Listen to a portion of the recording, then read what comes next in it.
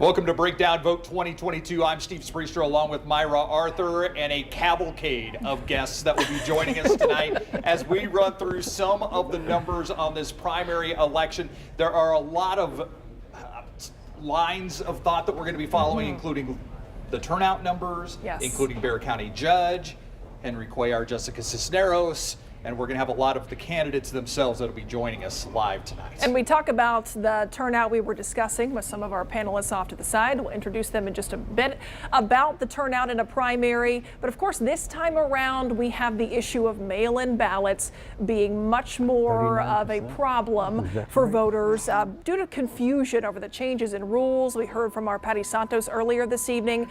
35% were rejected when usually it's a fraction of that number. So we'll talk about how that could potentially play into some really key races and some new faces in those key races that we will see one way or the other after tonight. Yeah, and we have a fresh batch of numbers that I think we're going to get to right off the top here and quickly run through them. We have some of the county numbers that are out right now. We don't have the statewide and some of the congressional numbers right now. But first, let's start. I think we're going to start with the Bexar County Judge on the Democratic side. These are the numbers that we just got in. And you can see Judge Peter Sakai right now with 43% of the vote. Ina Minjarez, state rep, with 30%. Ivelisse Mesa Gonzalez with 19% of the vote. It was common thought was that Sakai would get into a runoff, but who would be his opponent? And it was really thought that Ina and Ivelisse, I've had so many people tell me just different names on that. Let's bring in our power panel right now to react to this particular race. Former city councilman and county commissioner Kevin Wolfe with the open road Stetson. There you go. Thank you for being with us. Absolutely. DeMonte Alexander, who is a campaign strategist, consultant, you name it. Molly Cox used to be with SA 2020. Now she's gone the consultant route as well. And just easier life, right? I'm just glad that you joined us in studio, Molly. I appreciate coming back. I would like everyone to stay away. Keep their distance. All right, quickly, before we've got Judge Peter Sakai, who's the leader right now, who's ready to talk to us. But Kevin, your reaction to these numbers? This one went exactly the way I thought it would go. I figured Peter would certainly come out in the lead, followed. I actually expected Ina a little closer than that, but I figured these two for the runoff in the Democratic primary. DeMonte. Yeah, I'm actually surprised until I looked at the numbers. I really thought Ina was going to, with her experience and with her connections throughout the state, I thought Ina would pull first. But after looking at the finance reports, you know, numbers don't lie. And Judge Sakai sitting on a war chest, and that explains to me why he's sitting where he's at. Yeah. Molly? Yeah. Yes. This is literally what I thought. There were a lot of people that said Ivelisse's mother, Choco Mesa, grassroots organizer, somebody that they thought that she had learned a lot from and would be a candidate to get in the runoff. At least right now with these early numbers, doesn't look like that's happening. Are you surprised by that? No. I think we all have seen Ivelisse in the back, right? Because she's been the chief of staff for a mayor and hasn't really been out front. So learning who she is in a county is very hard. I think she was also up against two very strong candidates with Ina and Peter Sakai. I call him just Sakai. So we just call him Sakai. Well, maybe you can because he's here right now. Let's bring him in. Sakai. Hi, Sakai. Judge Peter Sakai, come join us out here on the set. I'm going to actually give you your own microphone. So if you want to start singing Donka Shane tonight or something like that, no. You're more than welcome. Right. Your reaction to the early vote that we're seeing right now? Well, I'm honored that the voters have put me in the top slot, and we're obviously looking perhaps at a runoff. You know, all of votes haven't come in, but we have put on a very strong campaign. We did a very grassroots campaign, and our numbers show it. We're almost there. We're going to wait till the total votes come in, and then we'll have an official statement to make. Give me a snapshot. What is it like to be a candidate 5 minutes ago before these numbers came out? And now, when these numbers come out, because obviously you think you put in the work, you think that you have the support, but once you see it, it's got to be a totally different emotion. No, basically it's an affirmation of the hard work we put in. I have never worked so hard in this campaign, and I want to thank all the supporters, the voters, and especially my family. My family was all in on this campaign. How about who is stacking up to be your potential runoff opponent. Any thoughts on, I know you're waiting for more numbers, but now that you're actually seeing some, any thoughts on what that contest will look like going forward? All we're going to be doing is asking the opponent who is left out of the runoff to ask those voters to come on board with the Sakai team. All right, I want to open it up to the panel. Kevin, question for Judge Sakai. Now, Judge, how's it feel? You've run as a judicial candidate before, and you know what that road is like. I am making a guess that running for a seat like this is a far different sort of proposition. You know, you have to get a team around you, those types of things. So how's that felt for you? You're exactly right. I had to also adjust. I ran in 2006 and then had 3 uncontested terms for district court, and always was the highest vote getter. So, you know, I came in here with a lot of confidence. I came in here with a lot of experience, and that's what I'm offering the voters for county judge. To basically let you know what you got as a district court judge is what you're going to get as county judge. Leadership, experience, depth of knowledge, character, and reputation. And so we're hoping to get this thing done tonight, but I'll be real blunt. Tomorrow, if we're in a runoff, we're ready to go.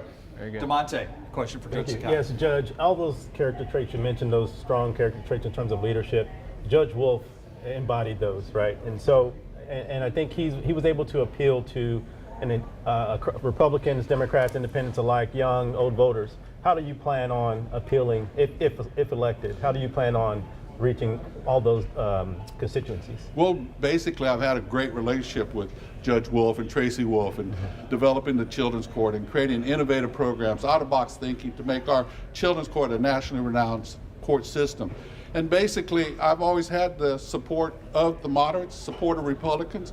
I will anticipate being the strongest candidate for the fall and being ready to go. And we'll have obviously another tough race in the fall, and we'll be ready to go. Thank you. Molly, how about you? Yeah, I mean, I love that you brought up the Children's Court. Like, I think everybody knows you as the guy who loves kids, right? Like, you were that guy. So I think it's really interesting to see you pivot from being the guy that we all know has been such an advocate for children to what does that look like when you have to broaden it to not just children, but adults and animals and roads and highways, right? What does that look like as a different kind of judge? Well, Judge Wolfe announced his a retirement at the end of this term. That's the reason why I stepped up to run for county judge and stepped down. I made it clear that I was running for county judge by stepping down from district court after 15 years. I could have obviously served out my term. I could have ran for another term. But I saw an opportunity to make sure that the county stays child-centric and family-focused. And we've seen with these child abuse and neglect deaths most recently, we still got a lot of problems. And I want to make sure the county stays focused on the infrastructure, which is children and families of this community. What can a county judge do, though, to affect those issues? It's basically making sure our court system's strong, making sure the programs, and we're supporting restorative justice programs. You've been at my family drug court, my early childhood court programs, graduations. And we're putting families together in our court system. And I want to continue that restorative justice to make sure that we're focusing on the positive aspects of people in our justice system and getting them on the right path. That means make sure we have infrastructure, workforce, economic development, and education to make sure it's strong in our county. We got some more numbers coming in here, but first let's look at the Republican side of this race. Any thoughts here, Judge? Well, obviously, Commissioner DeBerry, or former Commissioner DeBerry, is looking like the likely Republican nominee, and if that's the case, I'll be ready to go to take her on. All right, I know you got to get out of here because you've got a watch party, and I'm sure there are a lot of anxious people that want to cheer you on there. You have a message to voters tonight. What is your message? The message is, if you've seen me as a district court judge and being the child-centric, family-focused, that's what you're going to do as county judge. And I'm going to ask for your vote and support in the fall election. Judge Peter Sakai, I appreciate you swinging by the station. Always a pleasure. Thanks. We go way back, so it's good to see you. Good to see you And guys. congratulations so far on the early numbers. Thank you very much. Thanks for being here. Thank you very much, guys. Okay, so we're going to go through, I think we have some more numbers. Yes, we do. That we want to go through Let's right now. take a look here, see if we've got. All right, okay, no numbers there yet. We have got. All right, these are the state, yeah, those are the numbers that we're saying are hard to get to right now, the Yeah. representative in the different districts. All right, so far we only have the race for Bexar County Judge numbers. We're still waiting on some of those other numbers to load into our system. But we do have, on the Republican side, we do have Trish DeBerry in the House with us this evening. Right, so we she need is. to I think bring she's, her. I think she's talking to the judge right now. I think she's talking to Judge Sakai. It sounded like a friendly There were some back and laughs. forth Yeah. there. But you know, we Pre-game- could have pre-game our number. first. There she is. We could have our first Bexar County Judge debate tonight. That's right. Let's just That's get it right. out of the way. Trish DeBerry joins us, who is doing very well tonight. Trish, congratulations on the numbers so far. Let me give you one of these here. Perfect. Yeah, come on over here great with to be us. with you tonight. I'll let you Hi, stand good to see between. you. Let you stand between Myra and I. Your reaction to the numbers that you're seeing tonight. We are incredibly gratified, obviously. However, we took nothing for granted in this race. I know there are people that are like, there's no competition, you got this. You only run two ways, right, Kevin? That's Wolfe? right. That's right. Scared or unopposed. And that's exactly what we did. I mean, we sent mail and we texted. Every forum, every debate, to get in front of people, we were there. So obviously it's paid off. So glad to see it. Talk about your decision to enter this race, because it was down to the wire. Because I know we were all looking at the clock, wondering, okay, is she or is she yeah, not? So Yeah, talk about. I kept telling people, no, I'm told she's going to be there. Yeah, well, Steve was calling, Ursula was calling, Myra is a neighbor, so she probably was knocking on my door. I know where she But you lives. did not want to see, I had zero makeup left on my face at the end of the day when I made that decision, because it was like hand wringing and face wringing. Look, I love the job as county commissioner. It's, you know, I probably enjoyed the job much more so than I thought I would, because I love digging into policy. I love identifying problems and how are we going to get to that solution. And I think that's exactly what I did on Commissioner's Court. Was really, I was very effective, because I was not only able to identify what is the solution, but I was able to cultivate votes as the only Republican on the court with other Democrats, whether it was a property tax rate decrease, whether it was a body cam video release in 10 days. There were some good things that we accomplished together, and I think that's what we're missing in politics. All right, Yeah. someone who knows what you speak of when you say the only Republican on the Democratic Commissioner's Court. Kevin Wolfe, you have a question. Yeah, no, that's really the question, and you mostly answered it. You know, I've always felt that at the local level, it's not in our best interest as a community to have partisan races. You know, we don't have that on city council. It doesn't make sense to me that we do have that at Commissioner's Court. And that means you have to figure out how to build those bridges. And being the only Republican, as you know, I spent 12 years as the I know. only Republican there. I can be a lonely position. It can be sometimes, very Kevin. lonely, Yes. very lonely. You know, that's, you know, to do that from the judge's seat makes it that much harder. Yes. So I think, like I said, my record as county judge really has shown that I can reach across the aisle. I can talk to Commissioner Calvert. I can talk to Commissioner Rodriguez. I can talk to Commissioner Clay Flores. This is not, when we look at what is in the best interest of San Antonio, it's never about what is viewed solely through a political filter. It is about a filter about what is the right thing to do. And I feel like that's how I legislated, is what is in the best interest of the people. You know, whether it was the property tax rate decrease, whether it was jail administration, you all know, obviously I held the sheriff accountable for jail overtime and what we're looking at, and I will continue to do that. Suggested we get a consultant in there to benchmark against other counties so we're not wasting taxpayer dollars associated with the jail. And thirdly, this is a passion point for me. I led the effort for a resolution regarding all judges to hear the backlog of domestic violence cases. There was a little wavering when it came to doing that, and I said, you know what? We're going to get a resolution together. I'm going to get my fellow Democratic colleagues to sign on to that resolution, and we are going to get all of them to hear them to clear it. And not only did we do that, but I helped to lead the effort through conversations that we had with the DA's office, with the judges, regarding what are we going to do to really defeat the scourge that is domestic violence, and not just domestic violence, but child abuse, because it's all intertwined.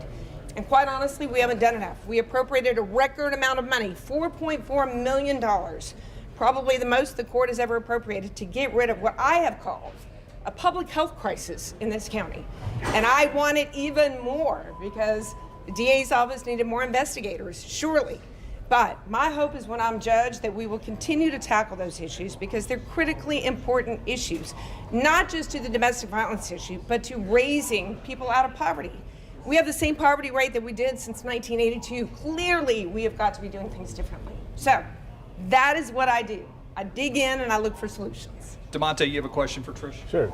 Hey, Trish, how you doing? Hey, DeMonte, how are you, buddy? I'm well. Good. Thanks for being here. So the question I have is similar to Judge Sakai's question. Obviously, Bexar County has been a blue county for quite a long time. I can't remember the last time we had a Republican sitting judge.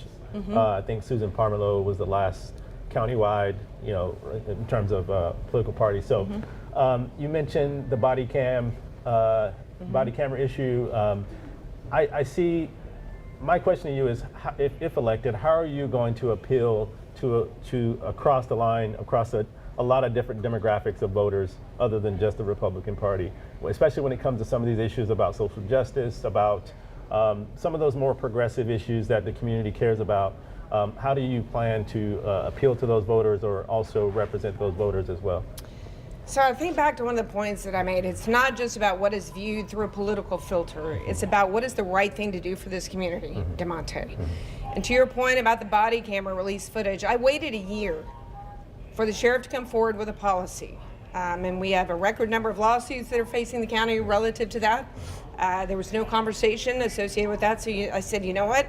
We're going to bring it forward. We're going to put it on the agenda. We're going to get the criminal justice department to benchmark against other counties and other cities to see what they're doing. And we're going to have a conversation about this. And then we're going to take a vote on what does the release policy look like. And there again was able to cultivate 2 votes.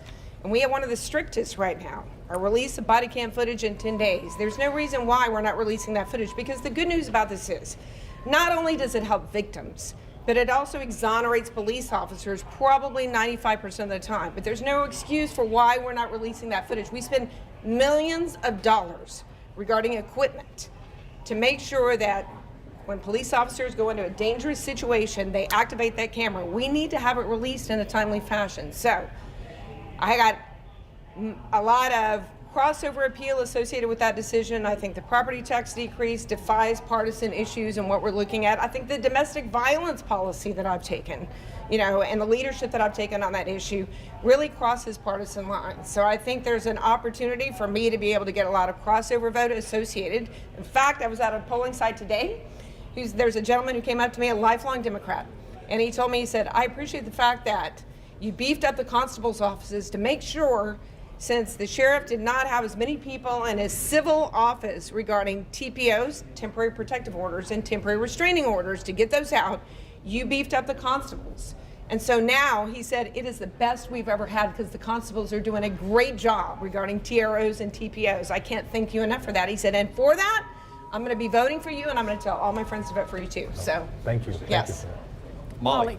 Oh, the fact that you come down the thing, I know you're going to ask me, and I get surprised every single time. I think my question would go to campaigning versus governing. And that you're very good at campaigning, right? A PR person, somebody who communicates, good at campaigning, and then you got to shift over to governing. And I would venture to say that being able to participate in the policies you're addressing also has to do with the fact that you had somebody like a Judge Wolfe who's been there. It was 100 years? I can't remember the number. Yeah, pretty close. I was like, help me, Kevin. Including Kevin. Yeah. Right. Being able to sort of also help you're with going to be around a long time, Kevin. Yeah. So it'll happen. But the fact that he was there to also help with consensus was beneficial. So I think the question for you is, hey, difference between campaign and governing is real, and we haven't been yet able to see you govern because, you left for a minute. I'm not saying that there's anything wrong with that. I'm saying, hey, what can we expect from you in governance? So I would disagree with you a little bit, Molly, because yes, I think you have been able to see me govern, even though it's been for a very short time, for a year. As I tick off the things that I was able to do, I fulfilled all of my campaign promises to the constituents of Precinct 3 in 1 year. And, I was called a force to be dealt with on the court. And you know what? I'm not going to shy away from that. I want to be a force. We're not going to be on that court to rubber stamp decisions that are made on a regular basis. And I'm going to push back, and I'm going to ask tough questions. And I think that's the reputation that I had on Commissioner's Court was, look, if we're going to, it's not just about how we spend money. But if we're going to appropriate money, I want you to come back to this court, and I had this conversation several times.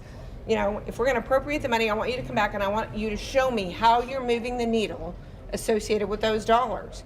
And by and large, people were very receptive to that. Like, we want to show you how we're moving the needle. So it wasn't about me being critical, but it was about the fact whether it was the property tax decrease, because as I talk to people, even running for county commissioner, people every day right now are being taxed out of their homes. They want property tax relief and they want appraisal reform. We build upon that incrementally, right?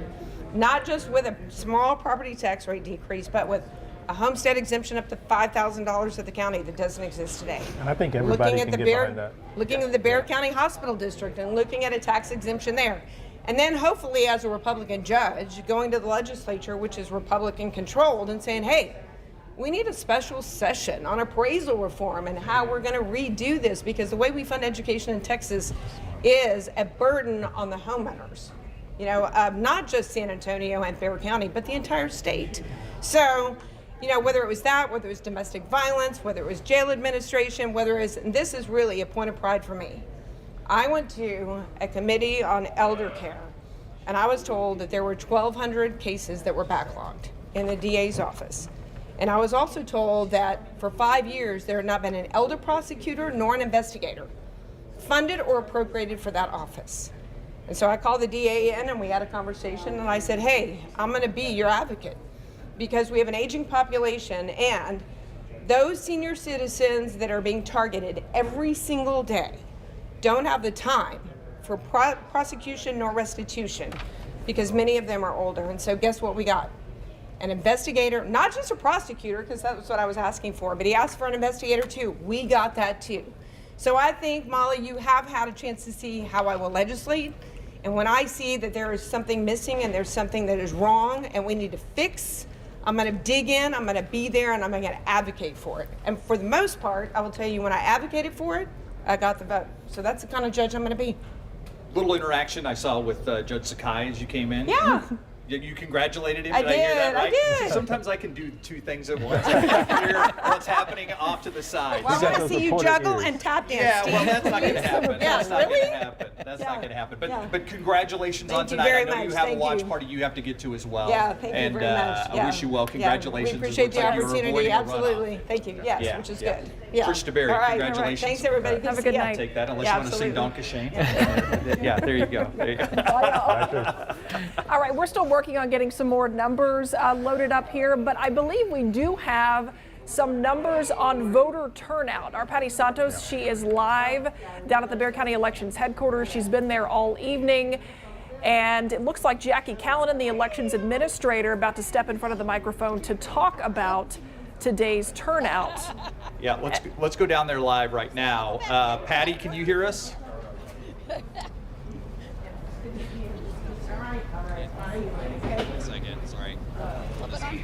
Okay. As they're getting Jackie mic'd up there to give the very latest, which we did expect about 7:30 this evening. We talked earlier about how mail-in ballots were a big issue, something I'm sure she's going to address when sharing these numbers. 7 o'clock, we had 72,370 people vote. So I'm happy. Remember I said I was looking for 65 to 80? Thought that was great. And at 7 o'clock, we had one site over 800 voters. And I know you can guess which site that was. That's Brook Hollow. And then we also had 15% of our sites that were in double digits. Today. So we went from the highs to the lows. Everything's been going well. We know that we do have some lines. We had people in line at 7 o'clock. And as we know, they get to vote if they were in that line. So we'll watch those numbers go up a little bit. Please go to our website. The report is out from early voting and by mail. All of that went smoothly. So you can digest the reports, www.bear.org/elections. And it's in a real clear form so that you can see the numbers from early vote and then separately by mail. And throughout the night, we will be updating those to add the election day as they come in. We have 6 sites around Bexar County where our 279 sites will go to turn in their results. That way everybody doesn't have to drive downtown, so we should have that information to you a little bit quicker. Okay, but it's been a good day. It was a beautiful day. And we'll watch the numbers come in here shortly.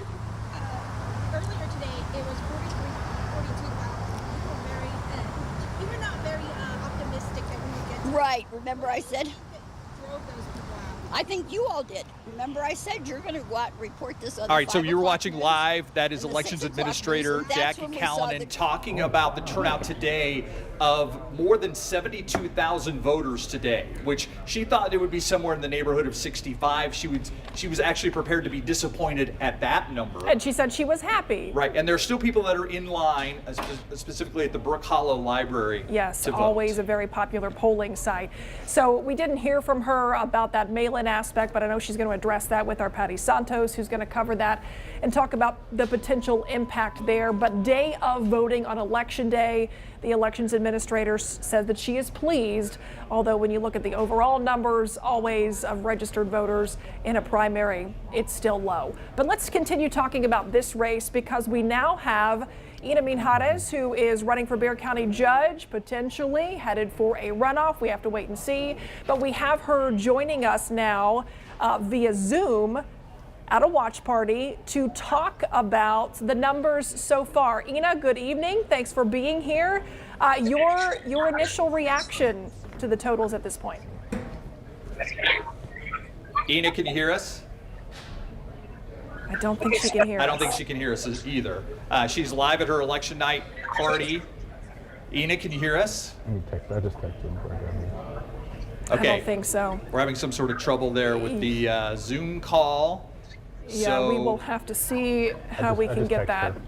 worked out. Our power panel also texts candidates to let them know that they are on Zoom. So I told you they're pulling double this is duty. a power panel. This isn't just some panel I put together haphazardly. I mean, a little bit. I don't call them a power panel for nothing, Myra. All right, so let's go through some of the numbers while we hope to get hooked up with Ina Minjarez live from her watch party, as you saw there. I still can kind of hear her in the background. Ina, can you hear me? It'll be good after this. I think I can eat something. I can hear her. We can hear her. Okay. But I'm guessing maybe it's something on our end, but let's go through some of the numbers right now. Guys, let us know when she can hear us, if we can give any kind of test to that. All right, so this really so far has remained unchanged. Democratic side for Bexar County Judge. We've talked about the Republican side as well.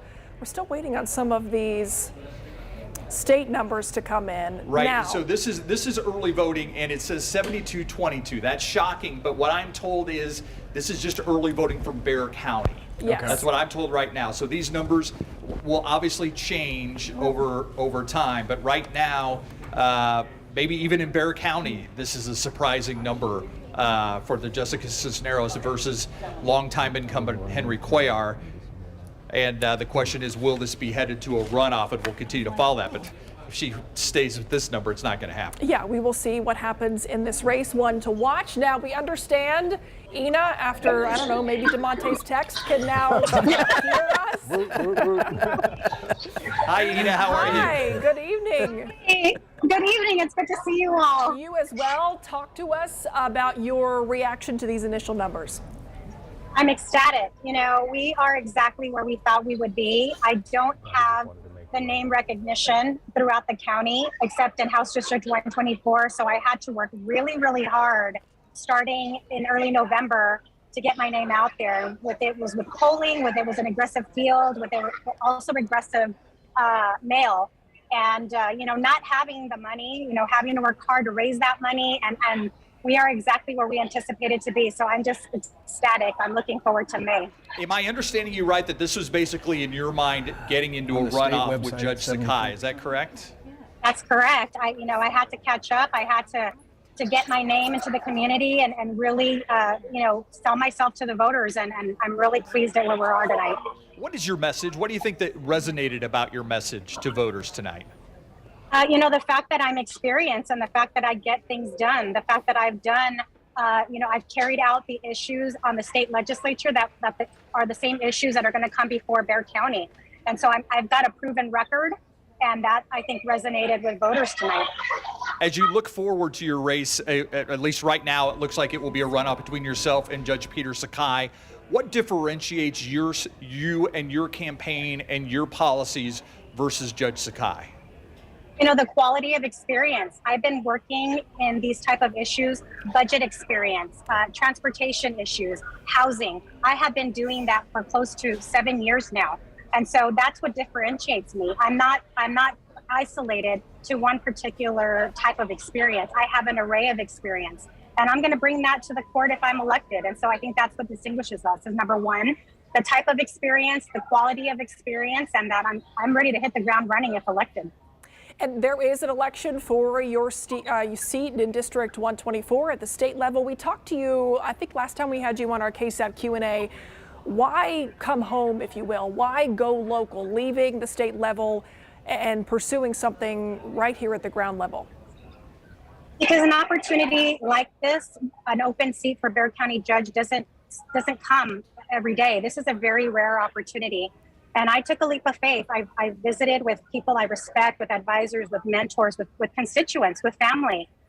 And I knew that this was a leap of faith I needed to take. And I was ready. After getting the experience I got in the House, I knew this was my time. And so I took that leap of faith.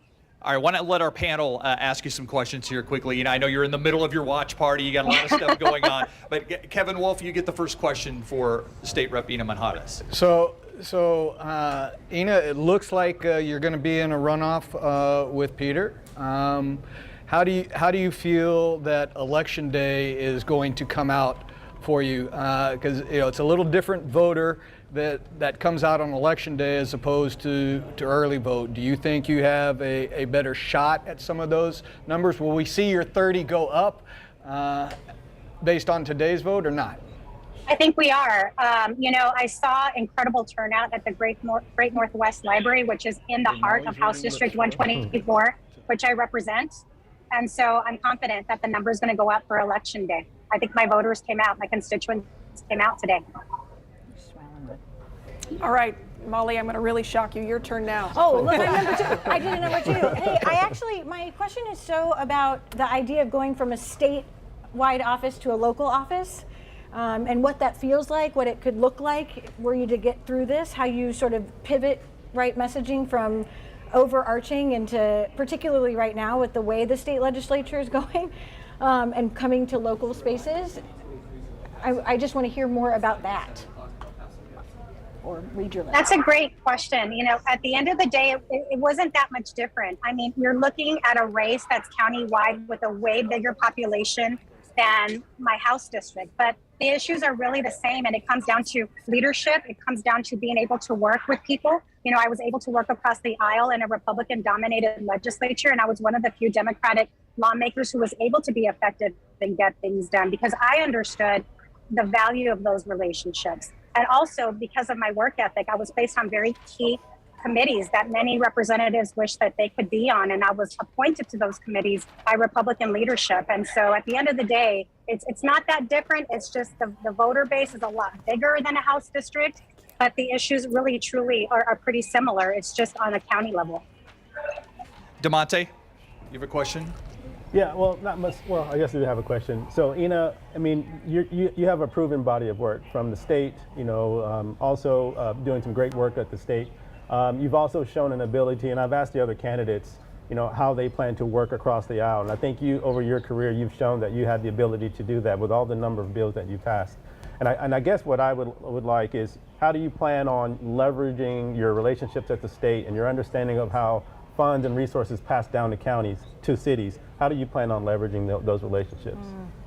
I mean, that's critical there. Is I have had the experience of being on the Appropriations Committee for 2 prior sessions. I was the Bexar County representative that had to serve on appropriations and really have the responsibility of bringing back that funding back to Bexar County. And so I already have established relationships with the Speaker of the House, as well as the senators, and as well as the Lieutenant Governor and the Governor, as well as their staffs. I think it's really critical to know that I have those relationships already in place.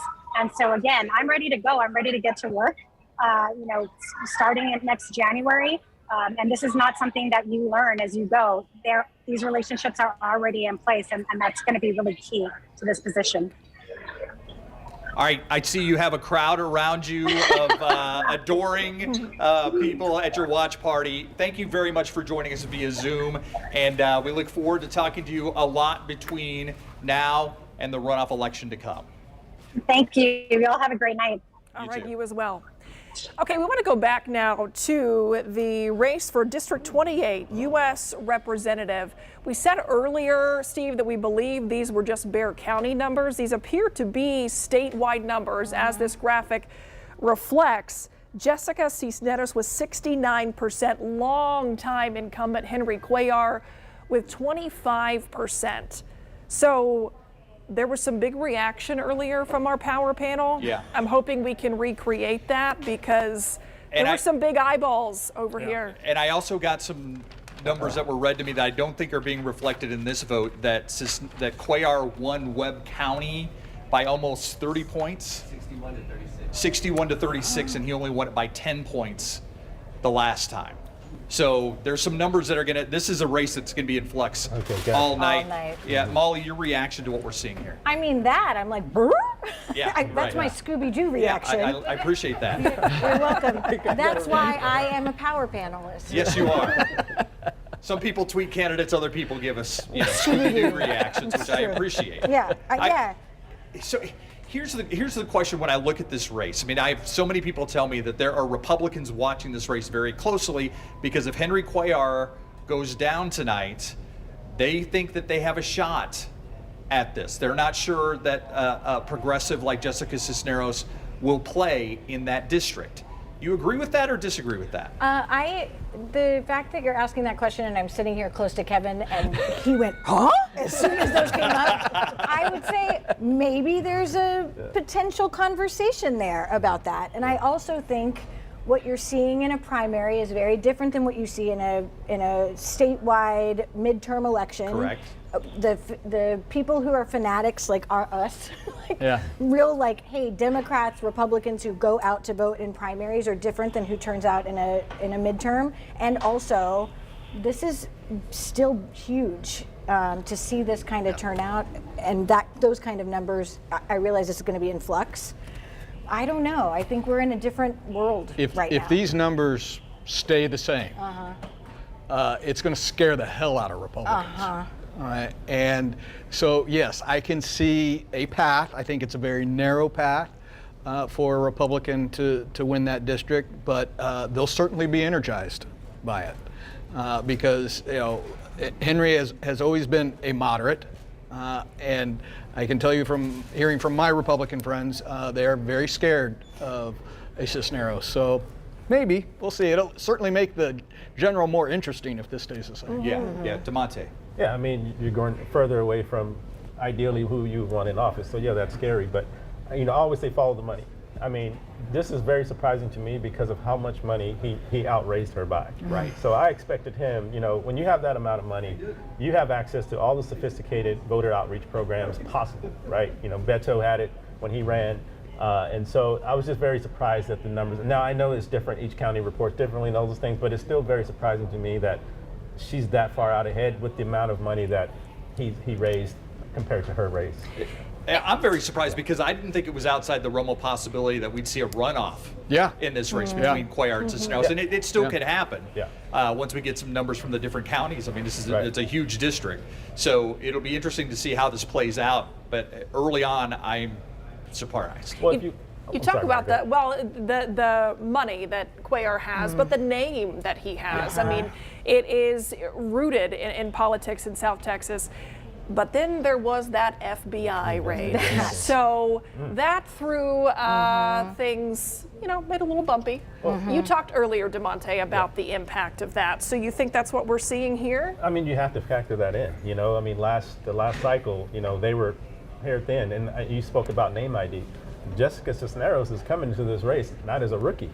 Right. She Very ran true. a very competitive race last cycle, and she's been spending the last few years building on that progress and that momentum that she's had in that last cycle. Now you're seeing the ramifications of that, right? And so obviously the investigation didn't help at all. No one wants to see that coming down the pipe. Ask Hillary, you know. Right. You know? Right. But you know, definitely not a good thing. But again, you know, we've seen these races where they're like this before, and by the end of the night, it's hair thin, you know. So. All right, we want to welcome our next guest in. The District Attorney for Bexar County, Joe Gonzalez, joins us. And Joe, here, let me give you your own microphone here. And I think he's wearing the khaki trousers because I asked him to dress like Steve Kornacki tonight. That's it. So I think that's maybe why, one of the reasons. So here, I'll let you stand between Myra and I. But okay, you were unopposed tonight, so congratulations. Thank you. They tell me I've won tonight. So yeah, so that's good. That's why you have the broadest smile of any of the candidates we've had on so far. Talk about, it doesn't seem like that long ago when you were running for district attorney. I mean, it does not seem like it was 4 years ago. It seems like you just got into office. I mean, but you've had a lot of things that you've had to deal with. The pandemic, obviously domestic violence issues that we've seen rise to the forefront. What is your message to the voters moving forward? Well, thank you, Steve. It has been a very challenging 3 years. And you're right, it seems like just yesterday that we did all this. By the way, I'm glad that I'm not having to stress out like so many of my friends tonight. Yes. But the message is basically going to be this. I promised 4 years ago that I would bring criminal justice reform to Bexar County. We've done that. I'm very proud of the work that we've done. I'm proud of the initiatives we've brought, like cite and release and some other programs. We've brought transparency to the office. It's going to be about whether or not the voters believe that we're going in the right direction, that we're doing what we're doing and making a difference. And I said all the time, none of the programs that I'm bringing, I do it with the idea of compromising safety. If anything compromises the safety of this community, then I'll change what I'm doing. But I think we are heading in the right direction, and I hope the voters feel that way come November. So you talk about how 4 years ago you did say criminal justice reform is something that you wanted to deliver on. You say that you've done that. So what's left going forward? If reelected, what's your top priority? Oh, I mean, I've only just begun. You know, I'm 62 years old, but I feel like I'm 40. I want to keep going, and I want to continue the work that we've done. It really has made a big difference here. Here's the problem. We have 250 prosecutors, but we handle 60,000 cases a year. We have to prioritize. We could not do an effective job if we spent as much time on the low-level misdemeanor cases that have been the subject of our criminal justice reform. We're making a big difference in that respect. 5,000 people have avoided being arrested because of the reform through cite and release. And by the way, that's because of the huge partnership with SAPD. We wouldn't be able to do that if the officers didn't make the decision out there on the street to cite them instead of arrest them. That's just one example of the kinds of initiatives that we've brought to the office that we have to continue, that I want to continue into the next term. And there's also a huge pandemic factor that Steve alluded to, a backlog, tens of thousands of cases within the court system. Well, that's right. For 14 months, we shut down totally. Many days I was in the office and I would walk the halls and everybody was home, but I did that on purpose. I sent people home to reduce the amount of exposure, but we had now close to 20 months without jury trials. So what that did is that created a backlog. It's not anybody's fault. That's just the reality of it. But we are ready now to roll up our sleeves, get back to work, and move those cases that have created this backlog that we are seeing today. Before I let you take questions from the panel, I want to ask you if there's also a little sense of deja vu tonight, that you're also you're going to be taking on another Lahood, not Nico Lahood, but his brother right. Mark. I mean, is there some deja vu in that as well? Well, there is, but I'll tell you what, I'm going to be positive. I hope that he'll be positive. It's going to come down to the difference between philosophies, between his philosophy and mine. And so I hope that we can run a clean campaign. I hope that we can stay positive, but right now I'm going to focus on continuing the work that we're doing over the summer until we start rolling up our sleeves and fighting for re-election. DeMonte, you get the first question for the district attorney. Right. Hey, how are you doing? I think the question I have is, it's not really more of a question, but when you first started off, I remember when you first got elected, it was a lot of very contentious things happening in terms of the community. Seems like you've kind of caught your wind and becoming a more focused in terms of the agenda and what you want to lay out. And so, what's next? Like to Steve's question, what can we continue to improve on, and what are some of the challenges that you've had in your first few years that you still want to improve going forward?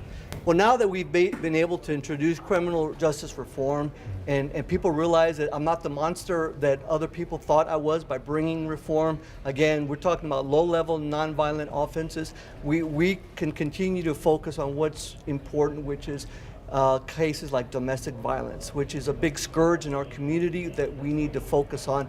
Fortunately, we have supporters in the Commissioner's Court. I have to acknowledge my friend Kevin Wolfe. When he was on the court, he was a big supporter of that, as well as his father and other members of the court. We have judges on the judiciary that support what we're doing. So we're going to continue with that. You know, we see what's happening with gun violence. We see the increase in homicides, but not just in cities that have criminal justice reform, but major cities throughout the country. We want to focus on trying to eradicate that. We want people to understand that nothing that I do has caused an increase in homicides. Again, we're focusing on the reform side, just on the nonviolent misdemeanor cases. We want to focus on trying to redirect that kind of crime and trying to reduce violent crime. So I do have a follow-up. Yeah. So, you know, Trish DeBerry, former Commissioner Trish DeBerry was just on, and she talked about some of the things she's doing with body cam. And so how is your office working with the county and other officials to, when some of these social justice issues pop up, sometimes it seems there's a little disconnect, but what is your office doing to coordinate and collaborate with other bodies to solve some of these issues? Well, you know, there are a lot of issues in what the question that you have, but first is the body cams. So back when I was a young prosecutor 30 years ago, it was easier to put a case together because you didn't have body cams. Now you can have a typical case where you have 15, 20 officers show up to a crime scene and they all have body cams. And so every one of those cameras, the footage has to be reviewed by our prosecutors. What that does is it creates a lot of man hours that have to be invested in order to prepare for trial. So that's part of the challenge that we have. We have digitized our intake system, our discovery process. So we're trying to be more efficient in the way that we prepare for trial. Faster. Right. Okay. And you talked a little bit about, you know, what's different, and one of the reforms or initiatives I'm most proud of is our Civil Rights Division, where we look at those kinds of cases because we're going to hold everybody accountable, including members of law enforcement. And so that's what that's about, is about accountability. I say all the time, we have a great police department in this city. And they want the same thing I want, which is to identify bad cops and deal with that, so that we can continue to be effective in crime fighting and prosecuting in this city. Thank you. Kevin, your question. Sure. Joe, it was great working with you when I was on the court. I really appreciated our time.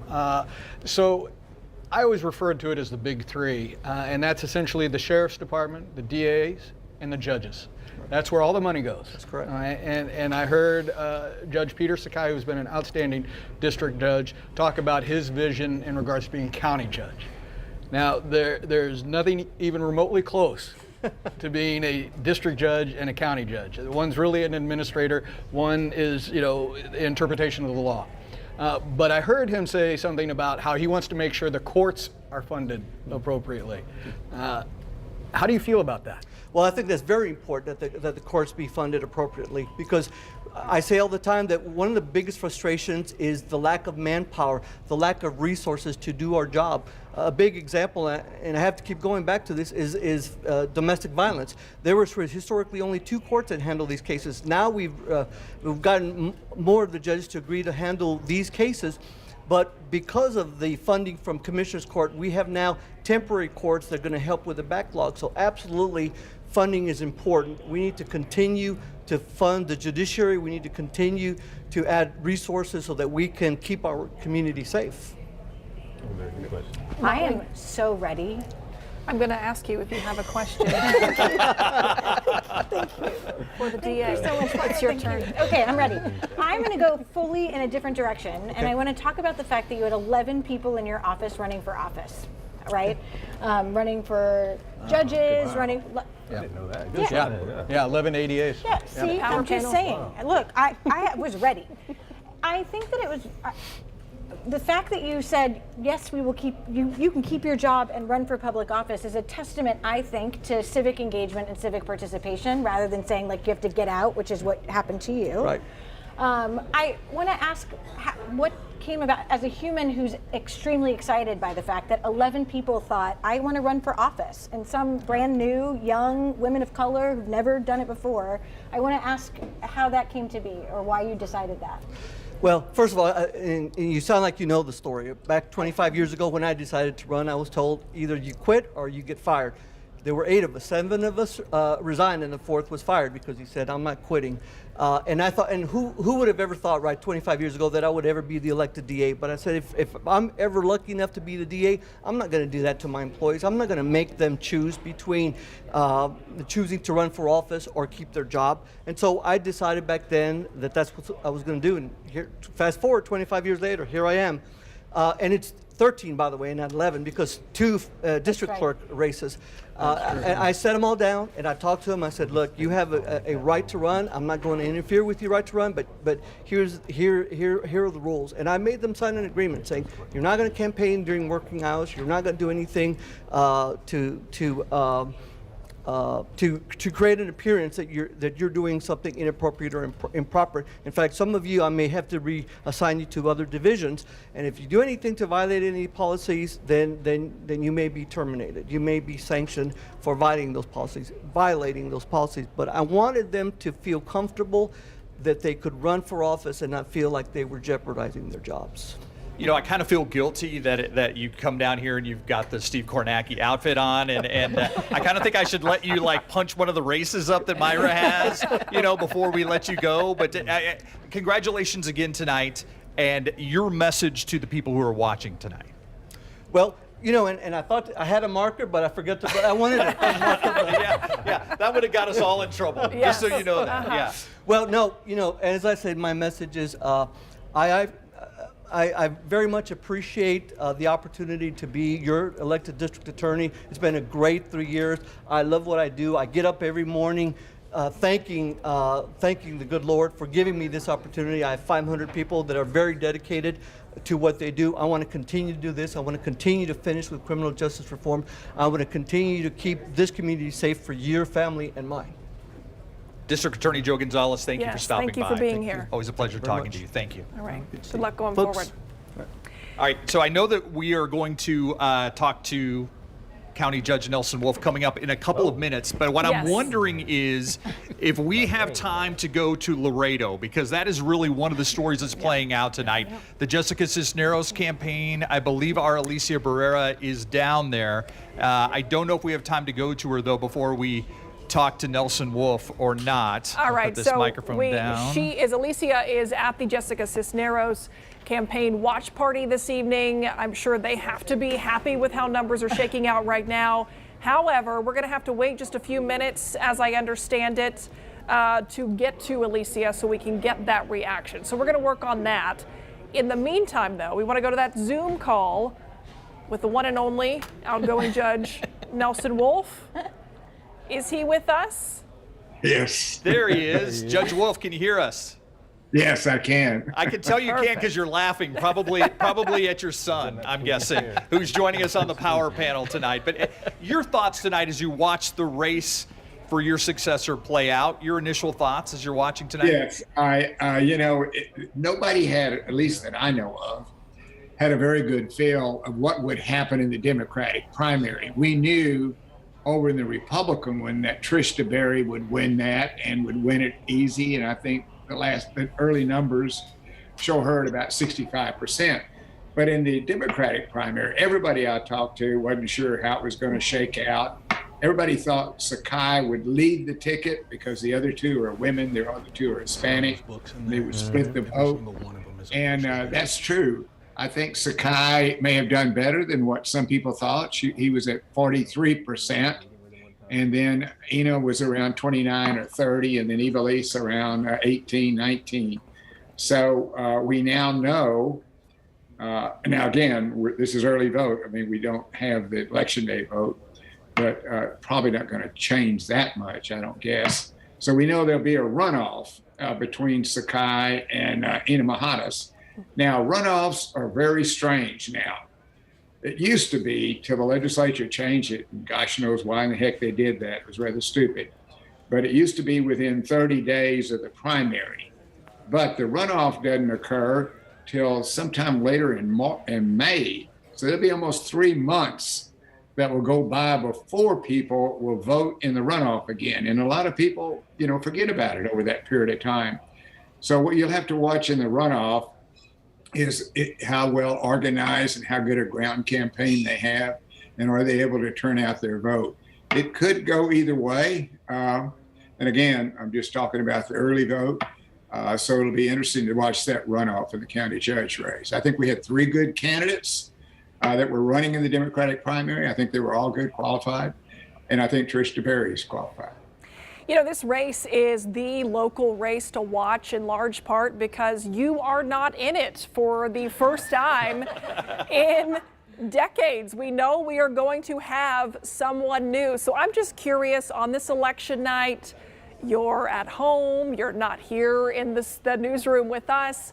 What's it like for you to reflect on that, seeing these new faces that you were familiar with, but now you see numbers attached to their names? Well, I must say that it's a much more relaxing night. I did just get back from Northwood Elementary School, where my grandson was in a little play, but people were still lined up when I left there. I think I left there about 6:45, something like that. And so there are a lot of people still in line. So the vote that occurs today, could have an impact. I talked to Jackie Callahan, our election administrator, several times today. I believe at 6 o'clock, we have 60,000 people voting. I would assume in that last hour, you're going to have 10, 15,000 votes. I think we'll vote 75 or 80,000. And, that compares to the early vote in the absentee vote and the early vote with a total of about 110,000 or so between both, 109,000. So this election day vote is pretty darn heavy and could impact several of these races, certainly the ones that are close. I love that you're not even in this race, but you still have your numbers that you've written down in front of you. You probably can tell me exactly where the vote's coming in from. I mean, I love all of these things about the fact that this, you are not just kicking back, taking it easy tonight. You are like engaged. I'm curious. How involved in this race will you be going forward? I know that you have said you're not going to get into anything until the final 2 are set. Then will you be endorsing somebody? Do you anticipate that happening? No, I will not be endorsing anyone in this runoff. Like I say, the thing that's pleasing to me is that we've got good candidates running, and I feel comfortable with any of them that won. So I'm not going to insert myself into this runoff election. What I've been mostly concerned about, do we handle the election correctly? Are we getting a good turnout for vote? We'll vote more in this election than we voted in 2018. That's the last gubernatorial election. So you got to compare those numbers. You can't compare it to the presidential year 2 years ago, because that's always going to be higher. But to me, the fact that we're voting higher than we did in 2018 is a good sign that voters are exercising their right to go to the polls and to choose who they think are the best candidates. So I think that's a good thing for democracy. The bad thing for democracy is the way that the early absentee votes were done with senior citizens. A lot of them were confused. I believe we've got, the last count I saw was about 1,700, maybe it's probably more than that, where people made a mistake in sending it in because of all the new requirements. So what the election officer has to do, they're trying to contact them by phone, trying to email them, ask them to come in and give the correct additional information that's necessary, or to mail it to them. They have till Monday to do that. So in a real close race, there's probably still going to be, maybe a couple of thousand votes hanging out there over the next few days because of these stupid new rules they put in place. Well, Judge, before we open it up to our panel here, I'm just curious, why not? Why not endorse somebody? And was that always part of your plan, or is that a decision that you have made along the way after announcing that you were not going to run? I would be endorsing if I thought that one candidate was extremely better than the other and that it was important to elect that person. I'd be right out there fighting for him. But we've got good candidates, and that's why I'm staying out of it. It'll be interesting to see what happens in the runoff with Judge Sakai leading the ticket with Ina Mahadas at 30 and 19. With Evilise, do they coalesce and come together, or do they split up? If you take their two votes together, they got more than Sakai, but that doesn't mean that the two women candidates will hold together. So it's going to be interesting to see what transpires over here over the next 2 or 3 months as we go to the runoff election. Any questions from our panel? I'm guessing there may be some. Maybe one or two. DeMonte, we'll start with you. Hey, Judge. So, Judge, you've been a bridge builder in this community for a very long time, and I always tell people, the judge, when I worked for the judge, he was the first candidate that I saw that had a list of Republicans for judge and Democrats for judge.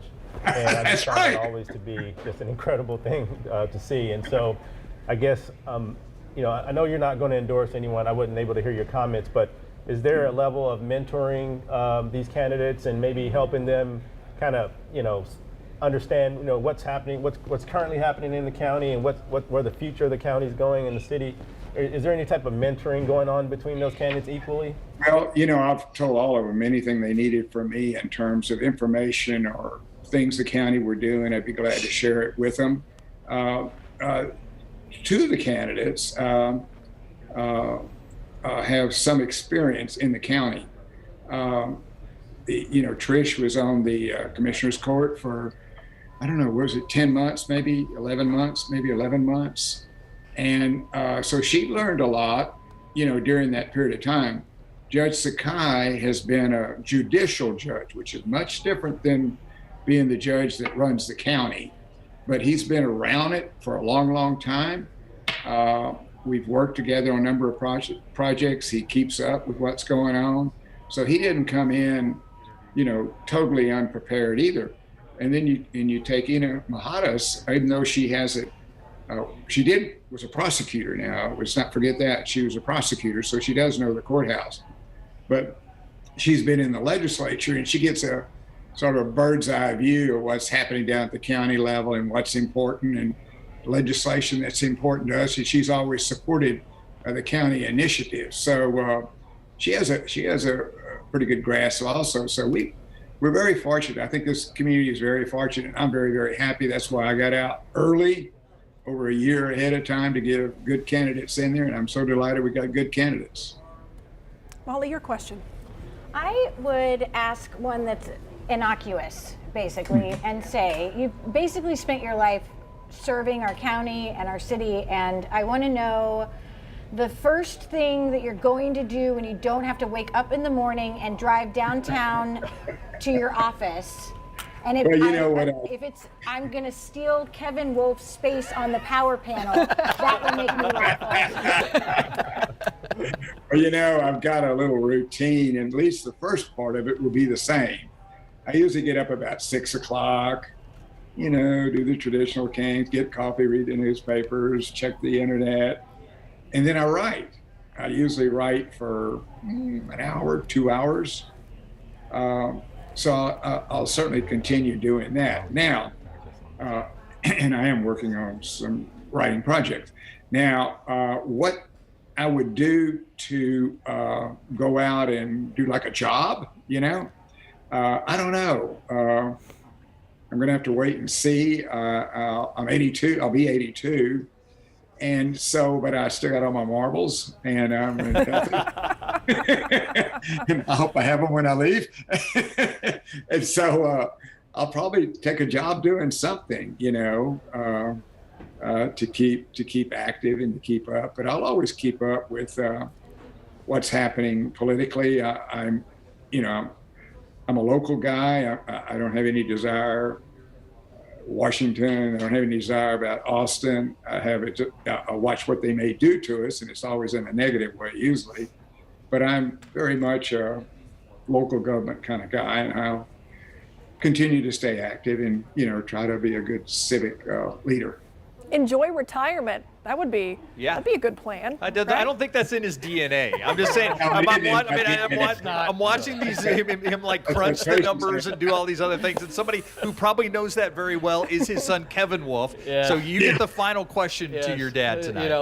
Dad's definition of retirement is just more work.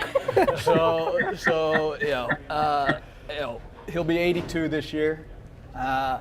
Unfortunately, my wife has now said that she expects me to work until 82. So thanks a lot for that, Dad. Yeah. But I'll ask you a not so simple question.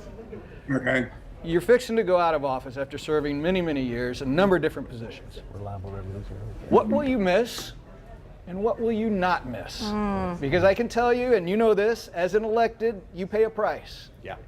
So answer those. Well, I've thought about that. Ever since I made my decision to not run, and I think I announced it last, I don't know, what was it, September, October, I felt good about my decision. And Tracy keeps saying, wait till you wake up the day after you leave. You may not feel so great. And she might be right. So I think what you miss the most is the action. You don't know what's going to come at you every day. I like political battles. I like to engage. So I will miss the action, I think, more than anything. What won't you miss? Well, some of the commissioner court meetings are not always delightful. Me? What? Come on now. Wow. Okay. Come on now. I won't miss some of those. Well, we've taken up a lot of your time tonight. I appreciate it as always, Judge Nelson Wolfe. Thank you so much for your time, and I'm sure we'll be talking a few more times here over the next few months. I do have one question for you. Will you endorse whoever comes out of the Democratic primary? That's another good question. The primaries will happen in May, and we will trail on up to November. I'm going to watch and see what they have to say. And if I feel like both are fine, I probably won't. But if I feel some things one candidate's advocating that I really disagree with, then I might very well endorse. Interesting. Judge Nelson Wolfe, always appreciate your time. Thank you, sir. Yes, thanks for being here. Thanks. Okay, bye-bye. All right, let's take a look at some numbers. Let's see if we've got any updates here. All right, so this is back to, okay. All right, so now this we're one's seeing, tightening up it's getting, well, not getting interesting. It continues to be interesting. Any reaction from you guys? This is what we're expecting? This is more what I was expecting coming into it. I called it a toss-up because of the stuff that has taken place, but it is hard to unseat a incumbent, and even with things like the FBI investigation, those types of things, you can see maybe it didn't have quite the impact some folks were thinking. This is with only 2% reported. Yeah. So there's a lot of votes that are still out there that we're going to have to take a look at as well. All right, let's flip over to Republican side of this race, see if we've got numbers there. Cassie Garcia with 32%, Stephen Fowler, Ed Cabrera, Sandra Whitten. I think Cassie was the one Ted Cruz was endorsing, right? Yeah. Isn't Willie Ng in this race too? He's in the Jessica Cisneros race on the Republican side. Okay. All right. And Cuellar race on the other side. Yes, right. We have not 28? taken a look at the governor's race as of yet. I don't think there are any real big surprises here. No. Everyone's going, meh. Okay. All right. So we'll switch it over to, we got to look at it, right? Yeah. Another? That was pretty much expected. All right. This is the one I was curious about. How many people would vote for I mean, Rick Perry, thinking just it because of the was name. the other Rick Perry, 3% of the vote. 3% turned out for Rick Perry, the former governor. I would tell. That's what happened. That's what I think. I think they thought that's who they were voting All for. right, Yeah, maybe. I wouldn't tell people 3%. I would say I got 24,000 votes. Yeah. Well, you know that's what he's going to say. That's what he's going to say. All right, let's look here. Attorney General, that's one, Steve, you mentioned that you wanted that'd to be interesting, yeah. definitely look Ooh. at. Okay. Yeah, and this is the thing. I think everybody thought this would be going to a runoff. The real question was, will it be Eva Guzman or will it be George P. Bush? Yeah. And right now, it's neck and neck. And even Louis Gohmert, you know, this is only 17% reporting, so it's still really wide open between who looks like they're going to run against Ken Paxton. Is there, I'll ask the Republican in the room, is there one of these candidates who's a bigger challenge to Ken Paxton than the other? Yes. Eva Guzman would be the bigger challenge. And here's your rule of thumb. The incumbent coming out of a Republican primary, if they don't have 45+%, they're in trouble. Real trouble. Interesting. All right, quickly, I think we have our Garrett Berger, who is Yes. at the Sakai watch party. Garrett, are you with us? Yep, we're here, Steve. We're out at Sakai's watch party where he's been greeting supporters.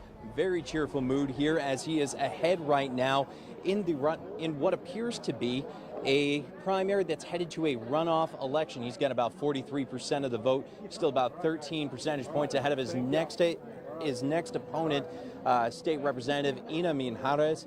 Now, Sakai had actually stepped down from his position as a district court judge so he could run for county judge. From judge to judge is his hope, and he seems to think that they've got the momentum to do it.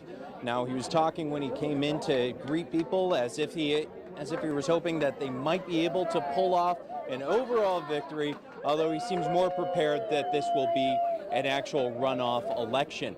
We are hoping to get some more results here pretty soon, but the early results, if it keeps on track with these, yeah, we're expecting a runoff to happen.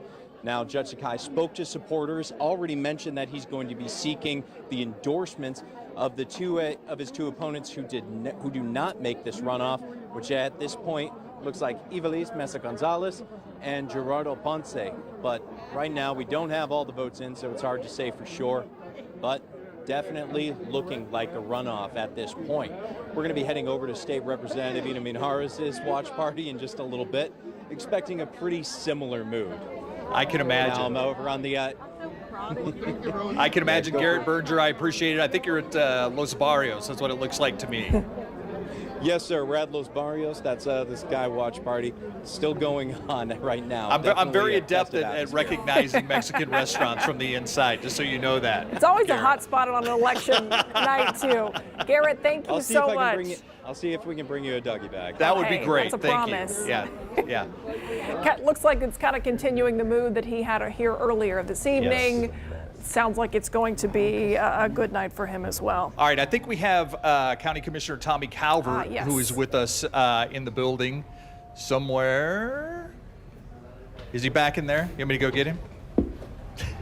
Andrew's There on he it. is. There he is. Hey, Tommy. Good. I like to say that I call Kevin Wolfe one of our OGs. You're also one of our OGs, one of our original guests. Yes. When I say OG, here I'll have you stand in the middle here. You got it. Hi, good to see you. Good to see you guys too. Yeah. Your reaction to the numbers that you're seeing tonight. Let's start with the Bexar County Judge race. Sure, that's what I expected. I'm supporting Judge Sakai, and I think his goodwill and running on a county-wide ballot for many years, and also having just a tremendous amount of energy and enthusiasm for his support because of what he's done with children really paid off. It's a big county, and he has relationships everywhere. So not surprised. I know many were hoping that he would pull it out without a runoff, but not easy. But I find it running for district judge, it's much different than running for county judge. So, I mean, that was a challenge that I thought that he needed to prove that he could overcome. Did he do that tonight? Yes, he did, and I think he can do a lot more going forward. I think he's going to have to strengthen his communications going into the runoff. There are advantages in the runoff for Sakai in a Democratic primary. The runoff electorate favors Sakai. And so he's got to get really into tune with the issues that are hot right now, high costs of things for people. The inflation is really hurting a working class community. What he's going to do about that, what he's going to do about children, quite frankly, who are in our schools and facing mental health issues and all kinds of educational attainment issues that affect our workforce going forward. He's got to really bore into that and communicate that in a stronger way. Since you are supporting Judge Sakai, you sit on Commissioner's Court, I want to echo one of the questions from our panelists. How do you think that his experience as somebody who really has made a name for himself in children's court, being an advocate for kids, can translate over to the administrative position as head of the county? He has the best experience, and here's why. We are in a state of public emergency. When he has those children come before him, they're in a state of emergency. And what does that mean for voters in his position as county judge? It means good judgment of how to use the very important emergency powers of the county judge, which supersede the mayor if need be in a major emergency. He understands how law enforcement is connected to protecting the public. He understands how nonprofits, the public health system, the justice system, and all of those come together to help protect the community, whether it's a homeland security issue or whether it's a public health issue. Secondly, because he's dealing with children, he is seeing the mental health anguish, and he's very attuned to the fact that if we don't have solid young people, our workforce is going to be hurt long term. He is in the weeds about what young people and families are going through, and so goes really the working class, so goes San Antonio, and a lot of the children who are coming before his court are working class. So he has a much more adept local, and it's because of the kind of public servant he is, where he is really in the weeds trying to help each and individual situation. That experience is going to pay dividends for the issues that we have going forward. Commissioner, I know that you are a student of the numbers. I was just giving Judge Wolfe some grief because he was like going over all these early vote numbers. Like, oh, you're not even running this time. You're done. You're done. Old habits die hard. Right, exactly. So I know you do the same thing. Yeah. What is jumping out to you about the numbers tonight? Is there anything? I mean, obviously, day of turnout was a lot stronger than a lot of people thought. I was very happy to hear the election day. I think a lot of people were enthusiastic to get their ballot in. But I just want to say something, and I don't mean to make light. It is very important for us just to be thankful that we live in America, in a country where we can cast our vote in freedom. So the very first thing I thought about as someone who started his career in a war zone in Sudan where people didn't have the right to vote is, thank God we still have our democracy. So I just want to acknowledge that for a moment. But looking there, we still see it's a Democratic county. Even though the president's poll numbers are not very good, the county is still leaning by thousands of votes Democratic at a time that the mail ballot process was abysmal for many people who had it returned and may not have cast their ballot, to be perfectly honest. So I think those numbers are a little bit lower. I think in the general election, it's angered a lot of voters. Expect black voters to turn out in higher numbers than normal in a midterm, particularly because you have a party that wants democracy and one that doesn't.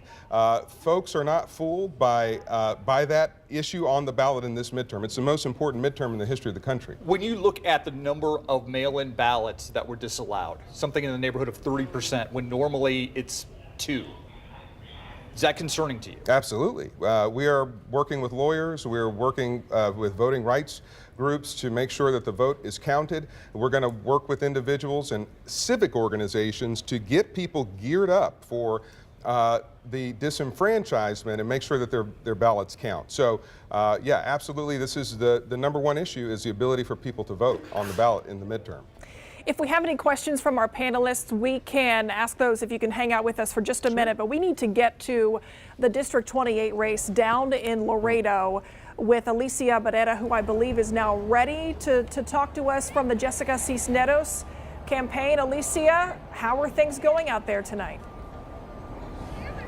To be quite honest, it's pretty quiet here. I spoke to Jessica Cisneros' team, and they tell me that they are being very vigilant about those numbers. Of course, they are hopeful, but at this point, they're still keeping their fingers crossed. We did see a few celebrations.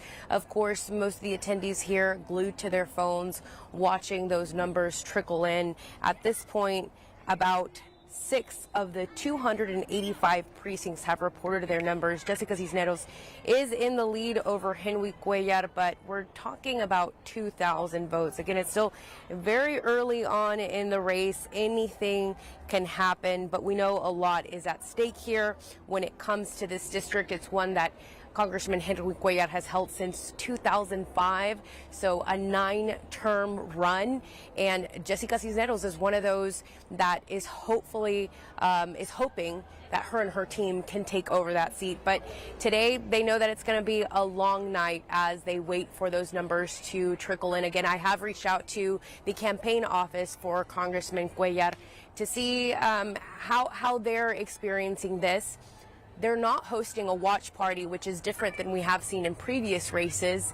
Here, it feels like a backyard family party. She's actually not here. We know that she's hunkering down with her family, again, watching those votes come in.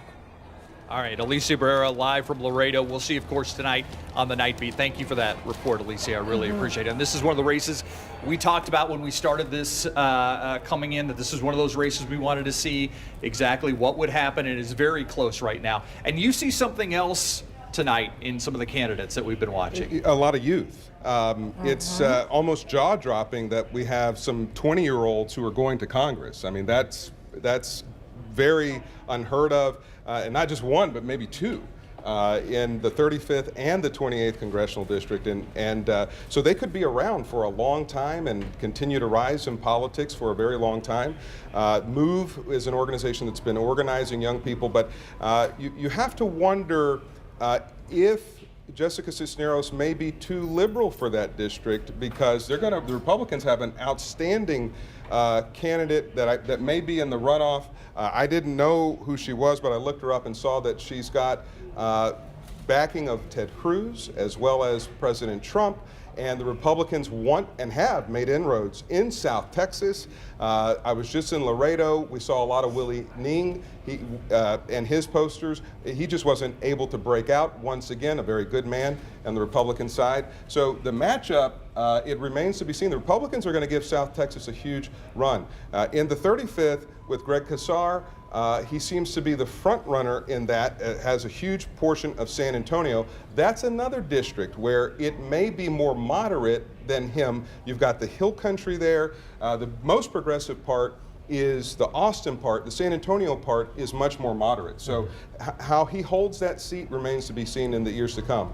I also think there's huge news with District 124 replacing Ina Minjarez, a political novice, quite frankly, but I know her because she's been involved in our community. Yeah. And she's Josie Garcia. She's basically very handily defeated two other opponents in that 124th. Lucy Adami Clark had a kitchen sink thrown at her.